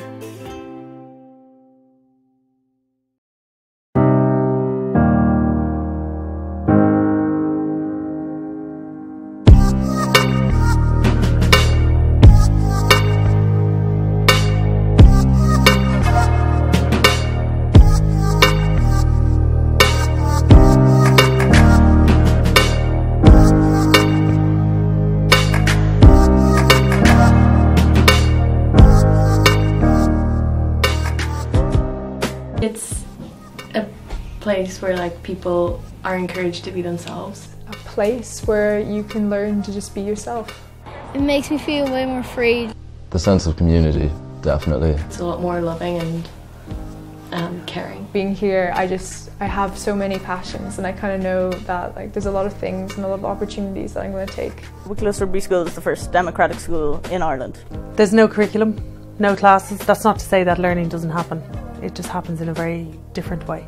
It's always hands-on, do it together, learn as you go. It's based on the principle that people are natural learners and that what you need to do is facilitate them. We don't teach, like we're not teachers. I see my role as bringing in new things to inspire students. Any decisions that are made by the whole school community. When you hand that responsibility over, they kind of run things as good as or better than we do. I can make any decision I want to for myself. People follow the rules because it's out of respect for people around them. For me, it's about trusting the children. Hand them their education and say, what do you need? There is no average day. You can choose if you want to play music or do art. I'm teaching myself Japanese and astronomy. I'm doing my degree in politics, philosophy and economics. Got a pretty good toolbox now and we bring it in, and we made lightsabers. It's been so much fun. Like we've made boats and circuits with just lights. We've made alarms for certain doors, so when people open them, alarm goes off with just tin foil and a couple of wires and a battery. We did lemon batteries that weren't very successful, but sometimes the learning is in the failing. Did a big project on dinosaurs. They did this presentation on dinosaurs where they had this book and they gave out quizzes. They had like models for the dinosaurs, like to scale with a human model of clay. They get immersed in something At one point it was Nerf guns, and they were all mad about Nerf guns, but it evolved into filmmaking. We're struggling for money, and our rent is very high. We need funds because we're completely self-funded, 100% self-funded. We get money from nowhere. We strive to be as accessible as possible, so we charge a sliding scale fee. It all depends on what your yearly income is, so we make less than other schools would.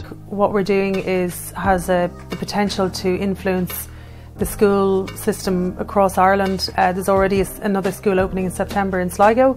There'll be one in Cork and Galway next year, I'd say, and more to come. It's really important, and I think it will benefit so many people now and in the future. So we can stay open and not have to go back to regular school and make my life miserable. If they know anybody who's struggled in traditional education, if they look back on their schooling and they think, oh God, like that didn't get the best out of me. If you believe any of that, then you should donate. We would like to stay open and keep being happy. Donate.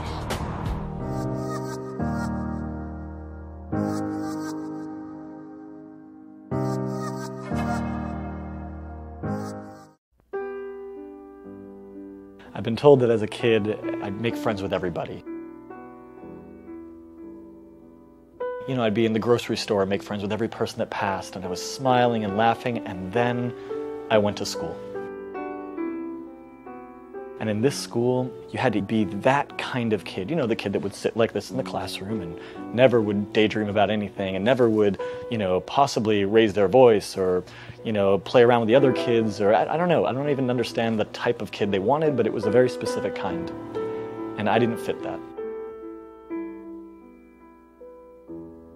I remember thinking I was stupid. That I was stupid, that I was this like failure. And yeah, I just remember being so sad at that age.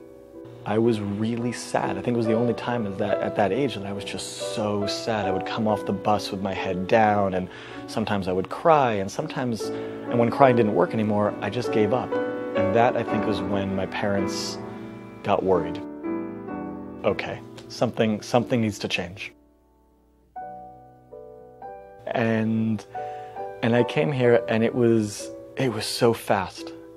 It was like you went from this really unhappy child to this happy kid where you can, and it makes sense because when you come here at that age especially, the world is open to you. You can explore, you can do anything you want to do. I mean, and I think kids need that. It's something I think in society we've more and more forgotten just how much we need kids to explore, and I was suddenly allowed to explore.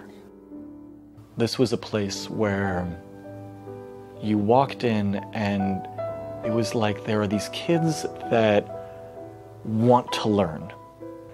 These were kids that just were learning in their own way and happy and exploring, and it felt like this like utopian idea of all these kids doing all these things. Yeah, I loved the other kids. I had friends immediately, and I think to its testament, it's a place that also fosters friendship in a very different way because you're letting kids explore and you're letting kids kind of roam and figure out who they are. They're learning the interpersonal skills in a way that they can't do when they're stuck behind a desk. Because in traditional schooling, you know, they can pass a note to a kid, or I don't know, nowadays maybe with a cell phone or something, but that's the most interaction besides the scheduled blocks that they have. And those scheduled blocks are, you know, recess, where they can finally run around, and they're supposed to somehow in that 1 hour a day, or maybe if they're really lucky, that hour and a half a day during lunch too, somehow they're supposed to build social skills and interpersonal skills. It's not enough. But here, you can do that all day. So kids naturally learn how to deal with conflict. They naturally learn how to deal with the social and interpersonal skills that they need as they get older, even not just in a career, but as children growing, you know, to gain self-esteem, to be a successful kid. People have a lot of focus on being a successful adult, but to be a successful kid, you need these skills. And here we got that in spades.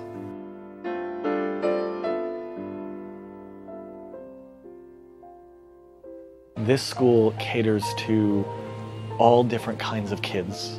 There are quieter kids, there are louder kids, there are kids that are more what people would call more book smart, and kids that are more, I want to say, like experiential. They want to be out there, hands-on, doing things.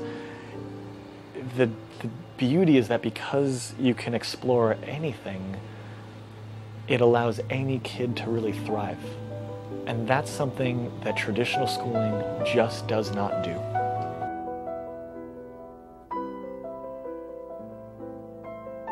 One of the really powerful things about this place is that because you have so many different kids that learn differently, work differently, have different skill sets, you're creating a breeding ground of kids that are learning from each other these different skill sets. You know, and your peers become your mentors as well. And that's really important. That's the thing, people think classes don't happen here. They do, all the time. All the time. Kids are learning all the time here, and they sit down and they study here. I went here, I graduated, I loved it here. When I think back on my life, I think these were formative years that were so important to my development and my health and my being, what I consider actually, I think I became a pretty good person overall.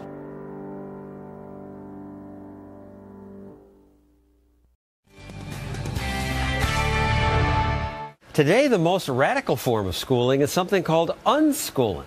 Homeschooling where the parent doesn't teach and there are no tests. The kids do whatever they want. And I was surprised to learn there are also schools that practice that. Kennedy checked one out in Massachusetts. If I show up for school, what's my day? Beats me. At Sudbury Valley School, there are no classes, no tests, and no curriculum. Students are only required to show up for 5 hours a day. When you get here, you have to check in. Okay. And when you leave, you have to check out. These are the only half-days in the day. It's just so amazing to just come here every day and know that I can do whatever I want. Sometimes what they want to do is play video games. Others play music for hours. Why did you start Sudbury Valley School? We had children. My wife and I had children, and our oldest child was getting to be school age. And it was a horrible prospect to put them through the regular school system. They do their best to destroy the natural interests, curiosity, and passions of children. Here, nothing is forced on kids, not even learning to read. Don't you think children will figure that out? I learned to read when I was probably 11. Yeah, I taught myself how to read. Oh, really? Yeah. How did you do that? I don't know, I just tried and tried. One of the coolest things about being here is, like, I didn't know if I wanted to go to college last year. Because, like, when you go here, it's not like anybody's telling you, like, yeah, you need to go to college. My path, like, has led me to going to college. At first, it seemed like there were no rules, but there are rules. It's just that the kids have an equal say in making the rules. One vote per kid. The community decides everything. And by the community, I mean the collection of students and adults. There is no hierarchy here whatsoever. When they opened the school, everyone was skeptical. The lead lawyer was pacing back and forth on the floor. He said, 4-year-olds have the vote. My God, they'll just vote candy for themselves. The school will never run. But that's not what happens. The kids run a court system. So this is the meeting of the Judicial Committee. Yep. It's basically a school courtroom. Yeah, so instead of going up and telling a teacher, blah, blah, blah, did this, it's like a whole meeting. But I'm so surprised they don't vote themselves candy if they really have this control. Well, it's interesting because since they govern themselves, they're in charge of their own education, the kids are really in charge of the school, and they're much harder on themselves than any teachers or administrators would be. And you have kids ranging in age from 4 to 19. A bunch of 19-year-olds don't want 4-year-olds bouncing off the walls all high on sugar.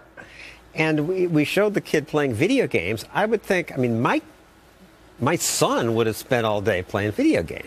Yeah, that would be my worry, sending my girls to a school like this. And I think most parents feel that way. I was really surprised to see that many kids were gathered all different ages around computers with each other. They were collaborating. Many of them were in the art studio. They were painting. They were playing music. All right, painting, playing music, but were any learning math and difficult things? They say they do. I mean, it's a hard thing for an outsider to measure. We saw kids who were engaged on computers. They weren't necessarily playing computer games. They might have been doing really intense academic research, and many of them were sitting around reading by themselves. And they must learn something because the parents choose this. It's a private school. They have to pay $8,000. They do. And there are parents who are obviously non-traditional, for whom public school doesn't work. They don't like the model. It doesn't work for their kids. So they seek this school out as a way for their kids to really be in charge of themselves. And they trust. The trust is the most important thing. They trust their kids will learn. And most do go to college. 85% of them, we were told by the founders, go on to college. Now, I'd be nervous about enrolling my kids in an unschool. Parents told Kennedy what convinced them is that this school gets kids to like learning. What is it about the school that attracted you? Well, he wants to come, which has not been the case in several other schools. He told me the other day, he's like, Mom, wake me up for sure. I was like, who are you? What have you done with my teenager who sleeps till 2 in the afternoon? It teaches you for the real world. What did you do in public school that's different from here? Everything's different from public school. Yeah. From here. Because you get to have fun all day. Go to a public school and you watch kids come out for recess and they're like being let out of prison. Our kids aren't like that. They're not in prison. They don't have to be like that. How would you describe your school? Awesome. Your friends who go to other schools, are they jealous? Yes. Yes. If you were going to build your perfect school, what would it be like? This. Would it? Yeah, definitely. All right, the kids say it's perfect, but you want to go to college. Colleges want a transcript, grades, a Yeah, there are no record. grades, there are no transcripts, there are no classes. There's nothing like that. They prepare themselves for the SAT. They teach themselves higher math. They organize their own education. Sometimes they kind of cram it in the last year, but they manage to get into college when they want to go. There are now dozens of schools like this around the world. It's hard to measure success when they don't take the standardized tests, but the fact that this is not new. That school was how old? It's been around since 1968. So and 40 they said years old. And the hippies were the ones who gave them the hardest time. So they have survived and thrived regardless of people's political affiliations trying to keep them down. You have kids. Would you send them? I would think about non-traditional methods, and I was certainly intrigued by it, but like the founder said, there's a giant chasm to overcome in order to trust your kids to go there. I don't think I've overcome that chasm quite yet, but it is interesting.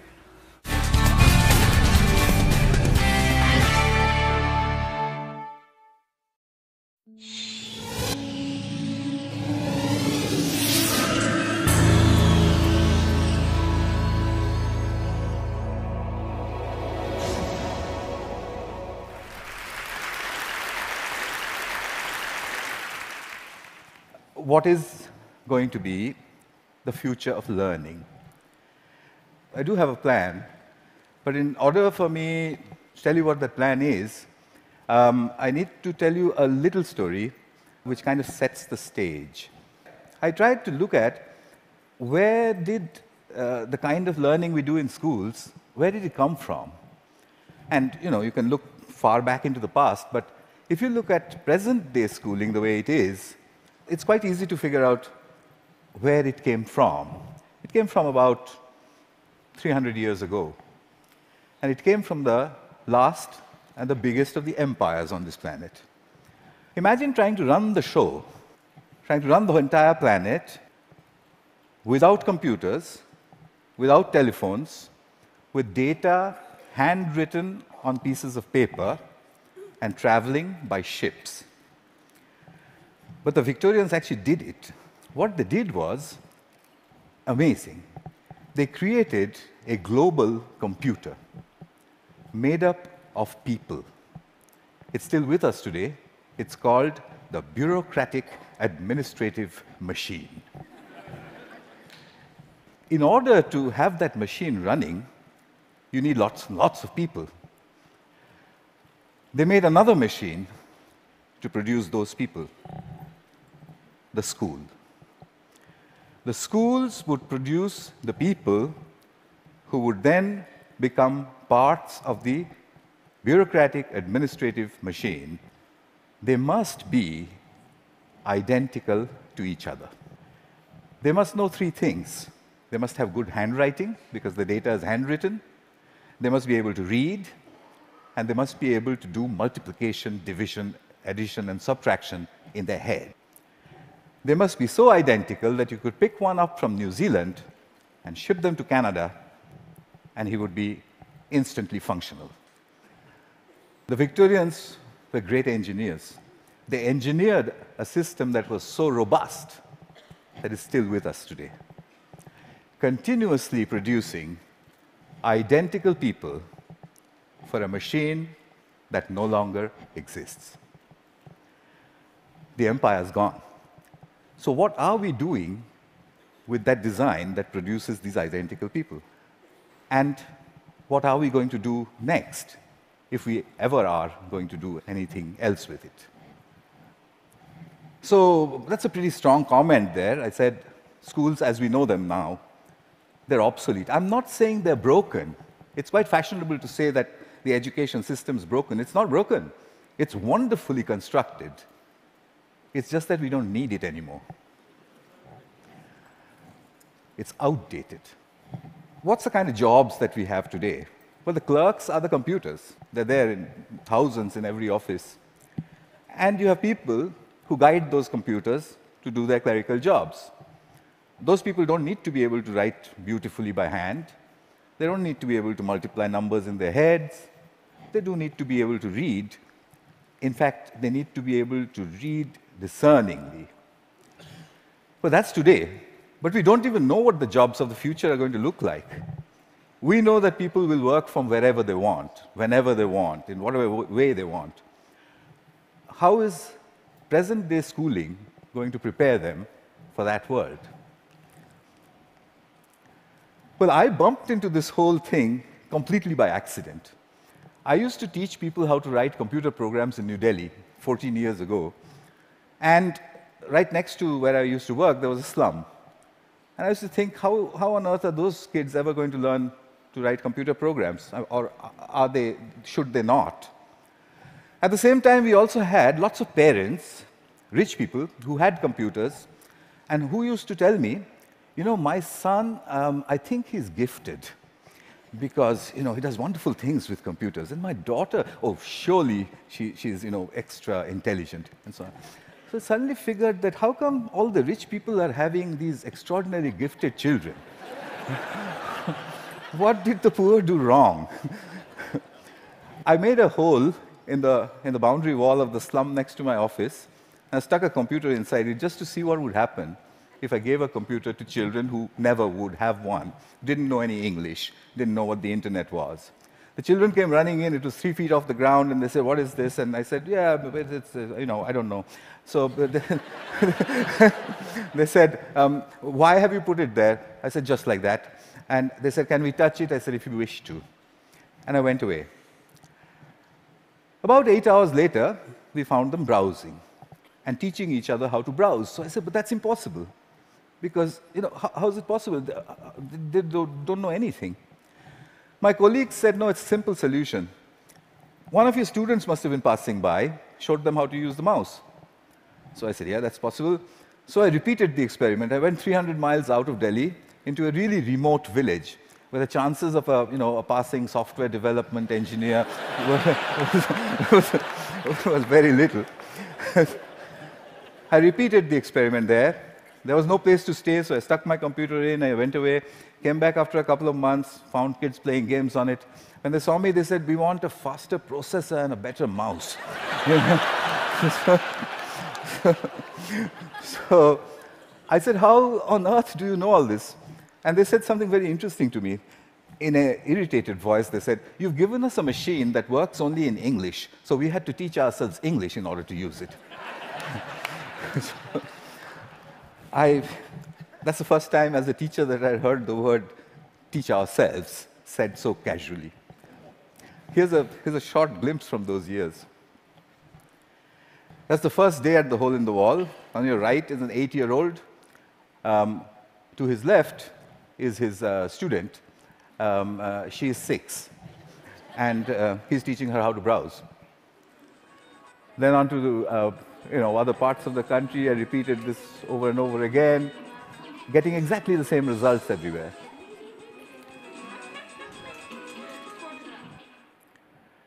An 8-year-old telling his elder sister what to do.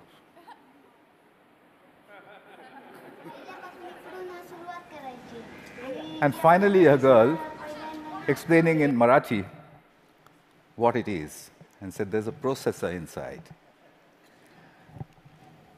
So I started publishing. I published everywhere. I wrote down and measured everything, and I said in 9 months, a group of children left alone with a computer in any language would reach the same standard as an office secretary in the West. I'd seen it happen over and over and over again. But I was curious to know what else would they do if they could do this much. I started experimenting with other subjects. Among them, for example, pronunciation. There's one community of children in southern India whose English pronunciation was really bad. And they needed good pronunciation because that would improve their jobs. I gave them a speech-to-text engine in a computer. And I said, keep talking into it until it types what you say. Okay. They did that and watched a little bit of this. Nice to meet you. Nice to meet you. The reason I end it with that, the face of this young lady over there is because I suspect many of you know her. She's now joined a call center in Hyderabad and may have tortured you about your credit card bills. in a very clear English accent. So then people said, well, how far will it go? Where does it stop? I decided I would destroy my own argument by creating an absurd proposition. I made a hypothesis, a ridiculous hypothesis. Tamil is a South Indian language, and I said, can Tamil-speaking children in a South Indian village learn the biotechnology of DNA replication in English from a street-side computer? And I said, I'll measure them, they'll get a 0. I'll spend a couple of months, I'll leave it for a couple of months, I'll go back, they'll get another 0. I'll go back to the lab and say, we need teachers. I found a village, it was called Kali Kuppam in southern India. I put in hole-in-the-wall computers there, downloaded all kinds of stuff from the internet about DNA replication, most of which I didn't understand. The children came rushing and said, what's all this? So I said, it's very topical, very important. It's all in English. So they said, how can we understand such big English words and diagrams and chemistry? So by now, I had developed a new pedagogical method, so I applied that. I said, I haven't the foggiest idea. and anyway, I'm going away. So I left them for a couple of months. They'd got a 0. I gave them a test. I came back after 2 months, and the children trooped in and said, we've understood nothing. So I said, well, what did I expect? So I said, okay, but how long did it take you before you decided that you can't understand anything?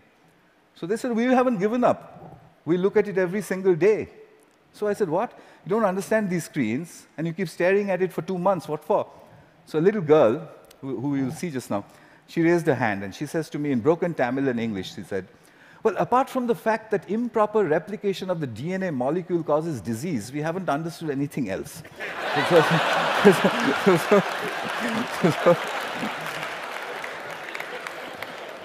So I tested them. I got an educational impossibility, 0 to 30% in 2 months in the tropical heat with a computer under the tree in a language that they didn't know, doing something that's a decade ahead of their time. Absurd. But I had to follow the Victorian norm. 30% is a fail. How do I get them to pass? I have to get them 20 more marks. I couldn't find a teacher. What I did find was a friend that they had, a 22-year-old girl who was an accountant, and she played with them all the time. So I asked this girl, can you help them? So she says, absolutely not. I didn't have science in school. I have no idea what they're doing under that tree all day long. I can't help you. I said, I'll tell you what, use the method of the grandmother. So she says, what's that? I said, stand behind them. Whenever they do anything, you just say, well, wow, I mean, how did you do that? What's the next page? Gosh, when I was your age, I could have never done that. I mean, you know what grannies do.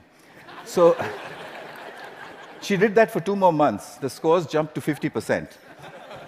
Kalikuppam had caught up with my control school in New Delhi, a rich private school with a trained biotechnology teacher. When I saw that graph, I knew there is a way to level the playing field. Here's Kalikuppam. Neuron cell death and communication. I got the camera angle wrong in that one. It's just amateur stuff. But what she was saying, as you could make out, was about neurons. But her hands were like that, and she was saying neurons communicate at 12. So what are jobs going to be like? Well, we know what they're like today. What's learning going to be like? We know what it's like today, children poring over with their mobile phones on the one hand, and then reluctantly going to school to pick up their books with the other hand. What will it be tomorrow? Could it be that we don't need to go to school at all? Could it be that at the point in time when you need to know something, you can find out in 2 minutes? Could it be a devastating question, a question that was framed for me by Nicholas Negroponte? Could it be that we are heading towards, or maybe in, a future when knowing is obsolete? But that's terrible. We are Homo sapiens. Knowing, that's what distinguishes us from the apes. But look at it this way. It took nature 100 million years to make the ape stand up and become Homo sapiens. It took us only 10,000 to make knowing obsolete. What an achievement that is. But we have to integrate that into our own future. Encouragement seems to be the key. If you look at Kuppam, if you look at all of the experiments that I did, it was simply saying, wow, saluting learning. There is evidence from neuroscience. The reptilian part of our brain, which sits in the center of our brain, when it's threatened, it shuts down everything else. It shuts down the prefrontal cortex, the parts which learn. It shuts all of that down. Punishment and examinations are seen as threats. We take our children, we make them shut their brains down, and then we say, perform. Why did they create a system like that? Because it was needed. There was an age, in the age of empires, when you needed those people who can survive under threat. When you're standing in a trench all alone, if you could have survived, you're okay, you passed. If you didn't, you failed. But the age of empires is gone. What happens to creativity in our age? We need to shift that balance back from threat to pleasure. I came back to England looking for British grandmothers. I put out notices in papers saying, if you're a British grandmother, if you have broadband and a web camera, can you give me 1 hour of your time per week for free? I got 200 in the first 2 weeks. I know more British grandmothers than anyone in the universe. They're called the granny cloud. The granny cloud sits on the internet. If there's a child in trouble, we beam a gran. She goes on over Skype and she sorts things out.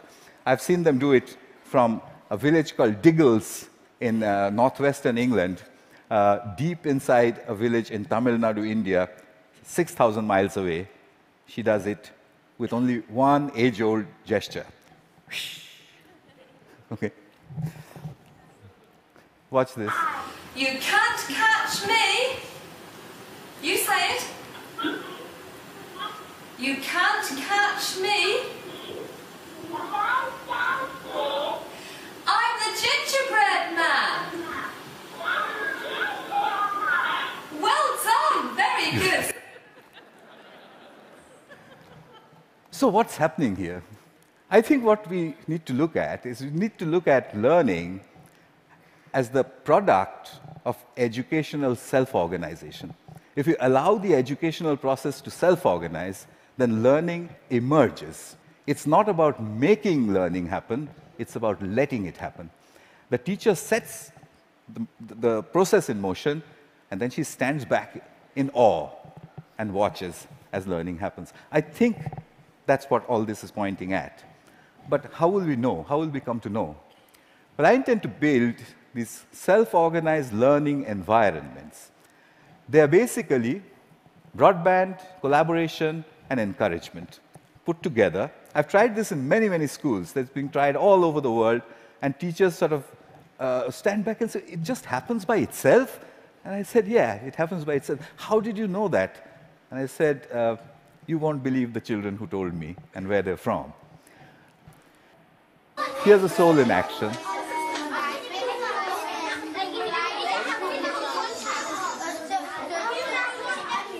This one is in England.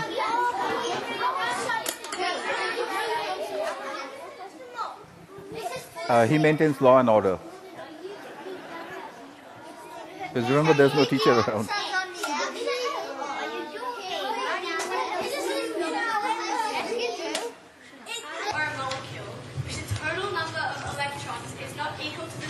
Australia. Giving it a net positive or negative electrical charge. The net charge on an ion is equal to the number of protons in the ion minus the number of electrons. A decade ahead of our time. So souls, I think we need a curriculum of big questions. You already heard about that. You know what that means. There was a time when Stone Age men and women used to sit and look up at the sky and say, what are those twinkling lights? They built the first curriculum. But we've lost sight of that wondrous questions. We've brought it down to the tangent of an angle. But that's not sexy enough. The way you would put it to a 9-year-old is to say, if a meteorite was coming to hit the Earth, how would you figure out if it was going to or not? And if he says, well, what? How? You say there's a magic word. It's called the tangent of an angle. And leave him alone. He'll figure it out. So here are a couple of images from souls. I've tried incredible questions. When did the world begin? How will it end? To 9-year-olds. This one's about what happens to the air we breathe. This is done by children without the help of any teacher. The teacher only raises the question and then stands back and admires the answer. So, what's my wish? My wish is that we design the future of learning. We don't want to be spare parts for a great human computer, do we? So we need to design a future for learning. And I've got to get this wording exactly right, because, it's very important. My wish is to help design a future of learning by supporting children all over the world to tap into their wonder and their ability to work together. Help me build this school. It'll be called the School in the Cloud. It'll be a school where children go on these intellectual adventures driven by the big questions which their mediators put in. The way I want to do this is to build a facility where I can study this. It's a facility which is practically unmanned. There's only one granny who manages health and safety. The rest of it's from the cloud. The lights are turned on and off by the cloud, etc., etc. Everything's done from the cloud. But I want you for another purpose. You can do self-organized learning environments at home, in the school, outside of school, in clubs. It's very easy to do. There's a great document produced by TED which tells you how to do it. If you would please do it across all 5 continents and send me the data, then I'll put it all together, move it into the School of Clouds, and create the future of learning. That's my wish. And just one last thing. I'll take you to the top of the Himalayas. At 12,000 feet, where the air is thin, I once built 2 hole-in-the-wall computers. And the children flocked there. There was this little girl who was following me around. And I said to her, I want to give a computer to everybody, every child. I don't know, what should I do? And I was trying to take a picture of her, quietly. She suddenly raised her hand like this and said to me, "Get on with it."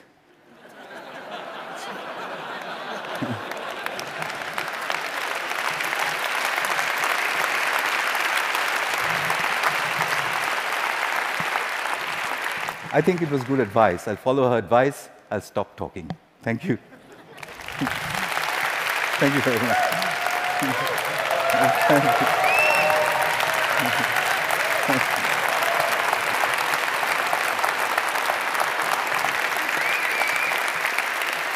Thank you very much. Wow.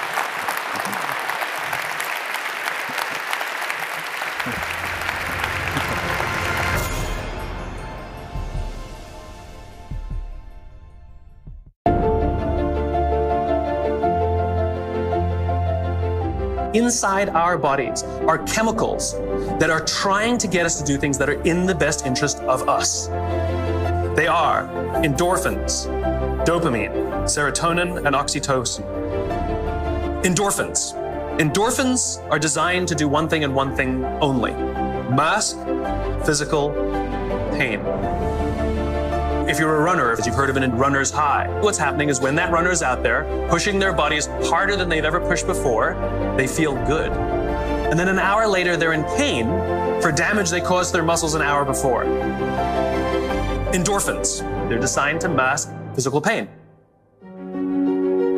Dopamine. Dopamine is the feeling that you accomplish something you set out to accomplish. The whole purpose of dopamine is to make sure that we get stuff done.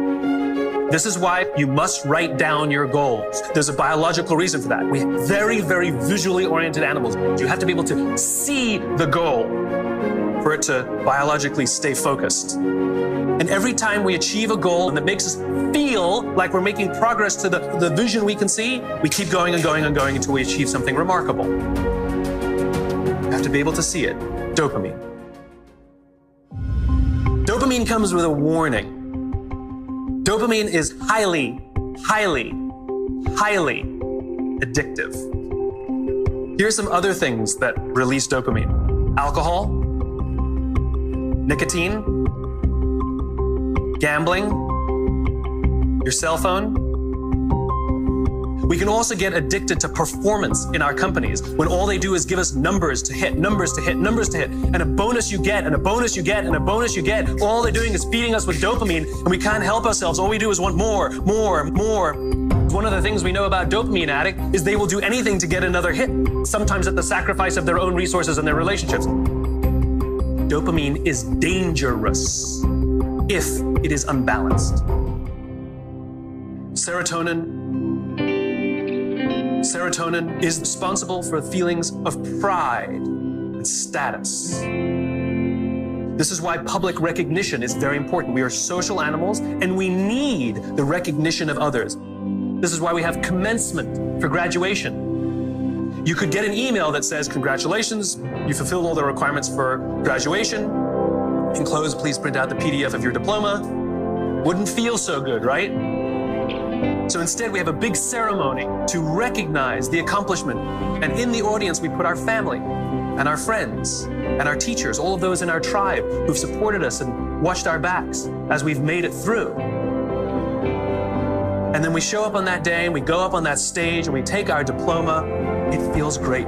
We feel our status rise. We feel our pride go up. And here's the best part about serotonin. At the exact moment that you took your diploma and you felt that surge of serotonin go through your body, your parents sitting in the audience also got a surge of serotonin and also felt an intense pride watching you graduate. And this is what serotonin is trying to do. It is trying to reinforce the relationship between parent and child, coach and player, the caregiver and the one who is grateful for the support they are given.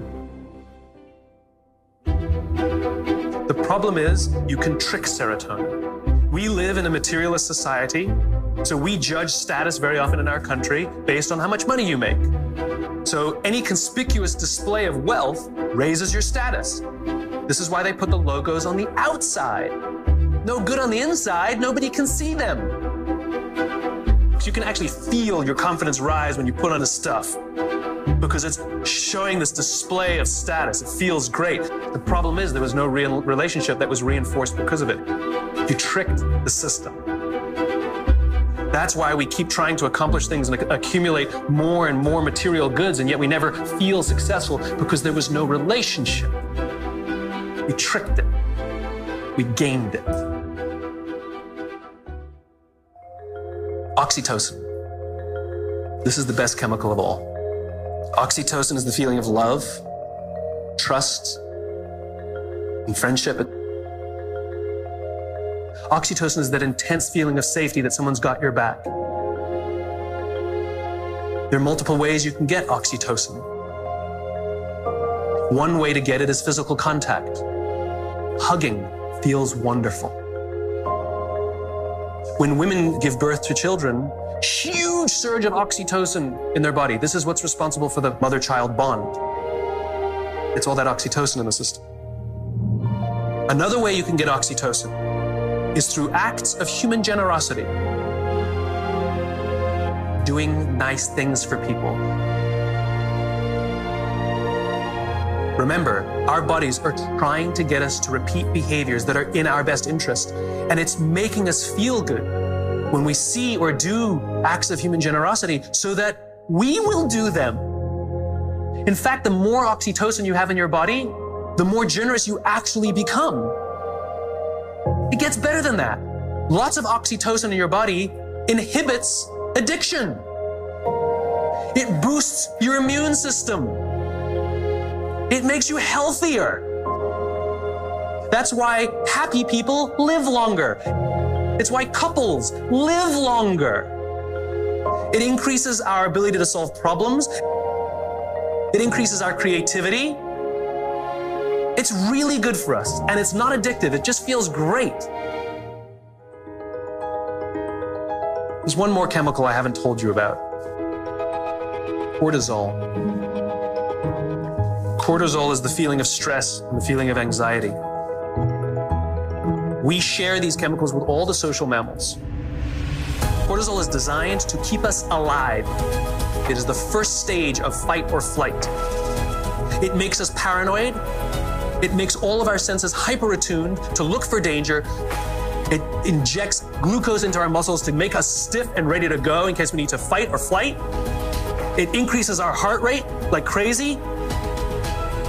Cortisol, to get all of that extra energy, it needs to shut down non-essential systems. So it shuts off things like growth. You don't need your fingernails to grow at that moment. It shuts it off. The other thing it shuts off is our immune system. Don't need it in that moment. The problem is you're not supposed to have cortisol in your system all the time. You're supposed to have it in and then gone. One of the things cortisol does, it inhibits the release of oxytocin.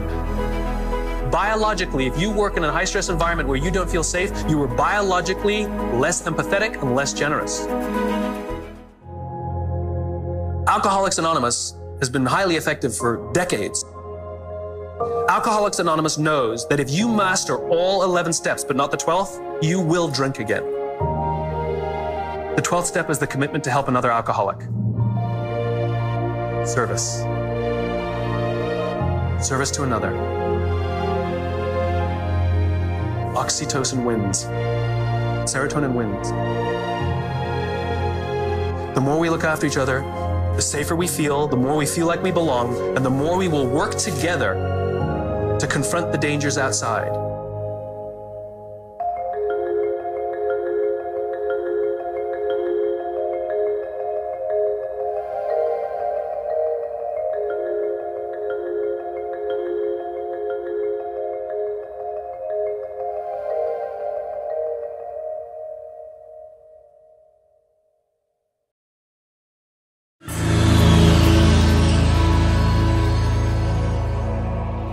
What I want to do in the little time we have tonight is to share with you something, an idea, some knowledge that has been the most important thing in my entire life. And an idea that has me totally frustrated and incredibly optimistic at the same time about the future. So to get started, what I would like to do is to, this is going to be a short presentation, don't get scared. But let's start out with the last 2 million years. And what I've done to make that a little easier to grasp in the time we have is to condense that 2 million years into 1 calendar year, just to give us some perspective about where we're going. So we're going to take that 2 million years and look at it as one calendar year. And I'll start at the beginning. About 2 million years ago, give or take a million, the first humans took steps, became bipedal, started to move around in a different way, and began the human journey. January 1, the Stone Age.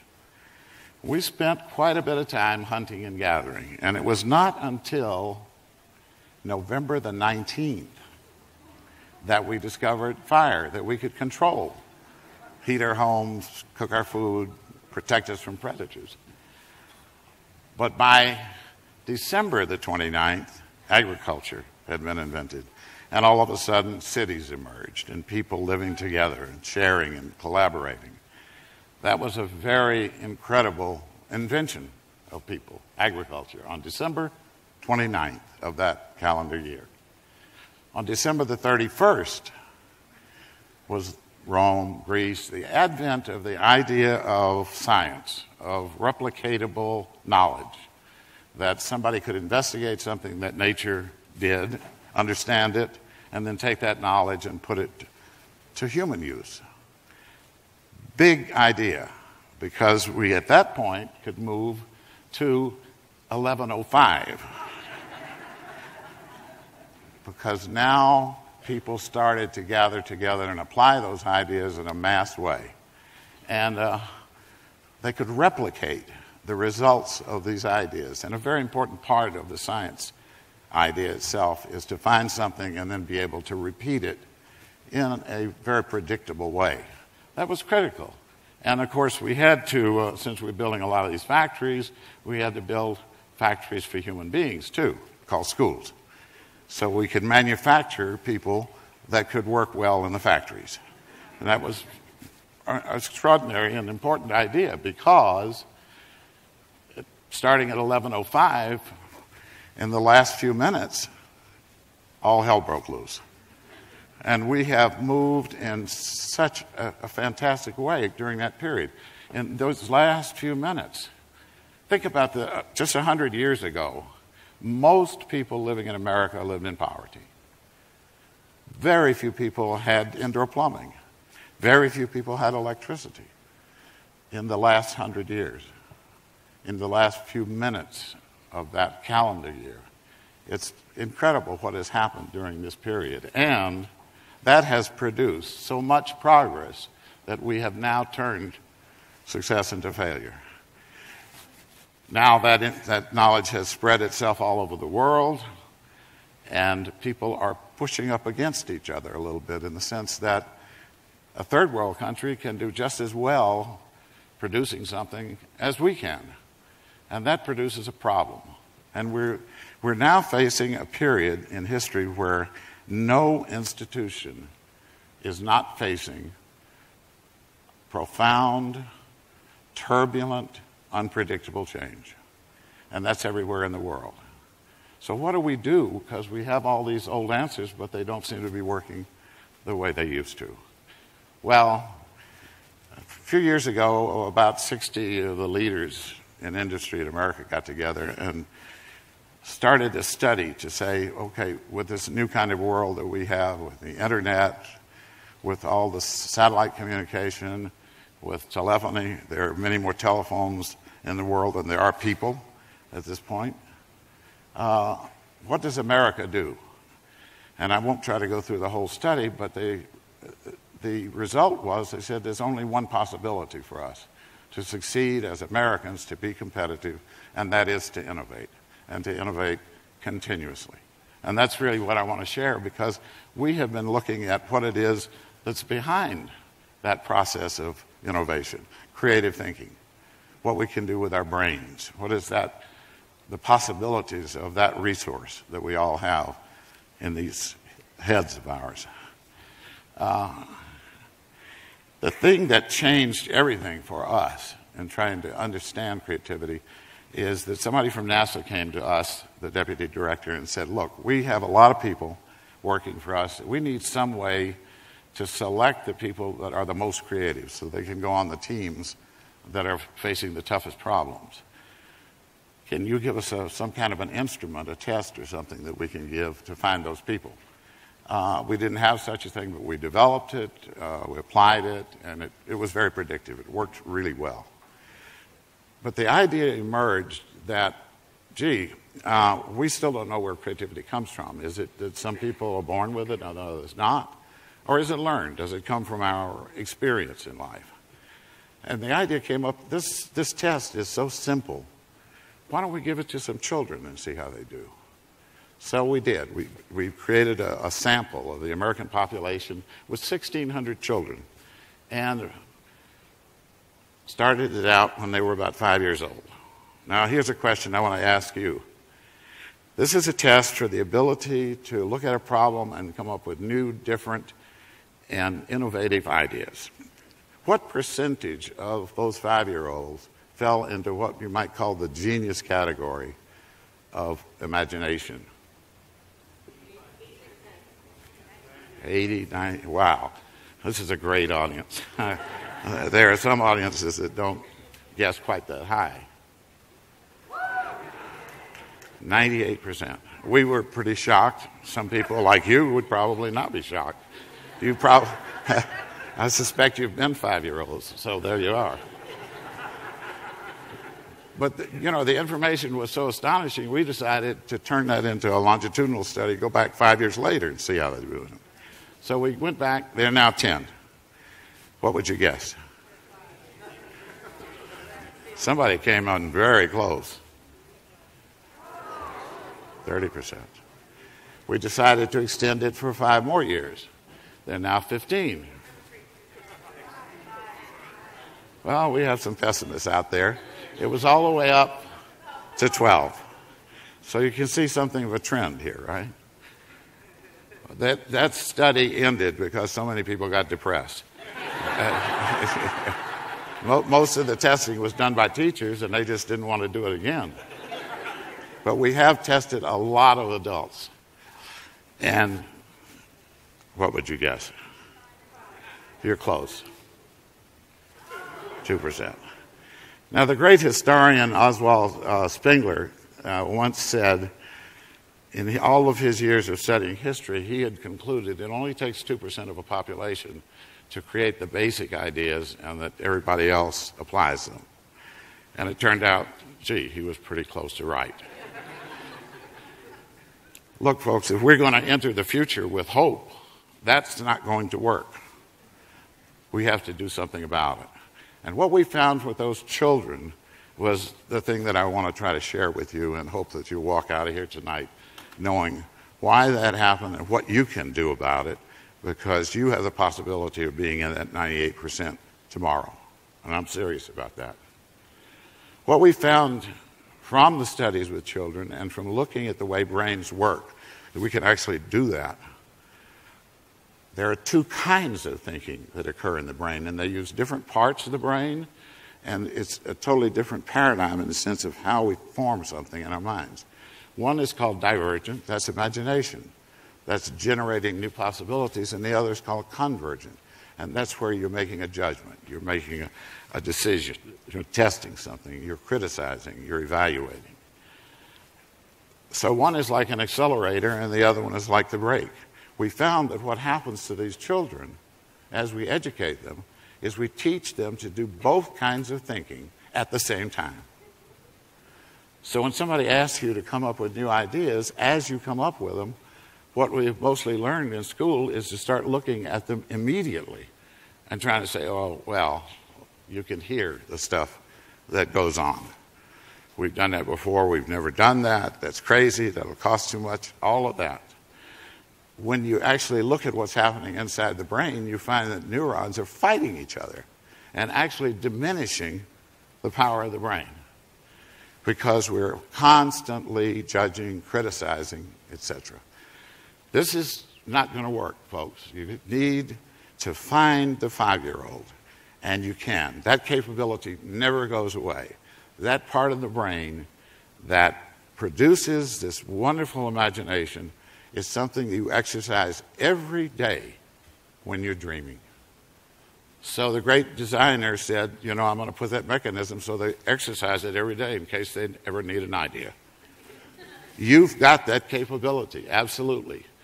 And you'll move from the normal brain, which is that colored area shows normal thinking, to a brain that is very active everywhere, particularly in the front.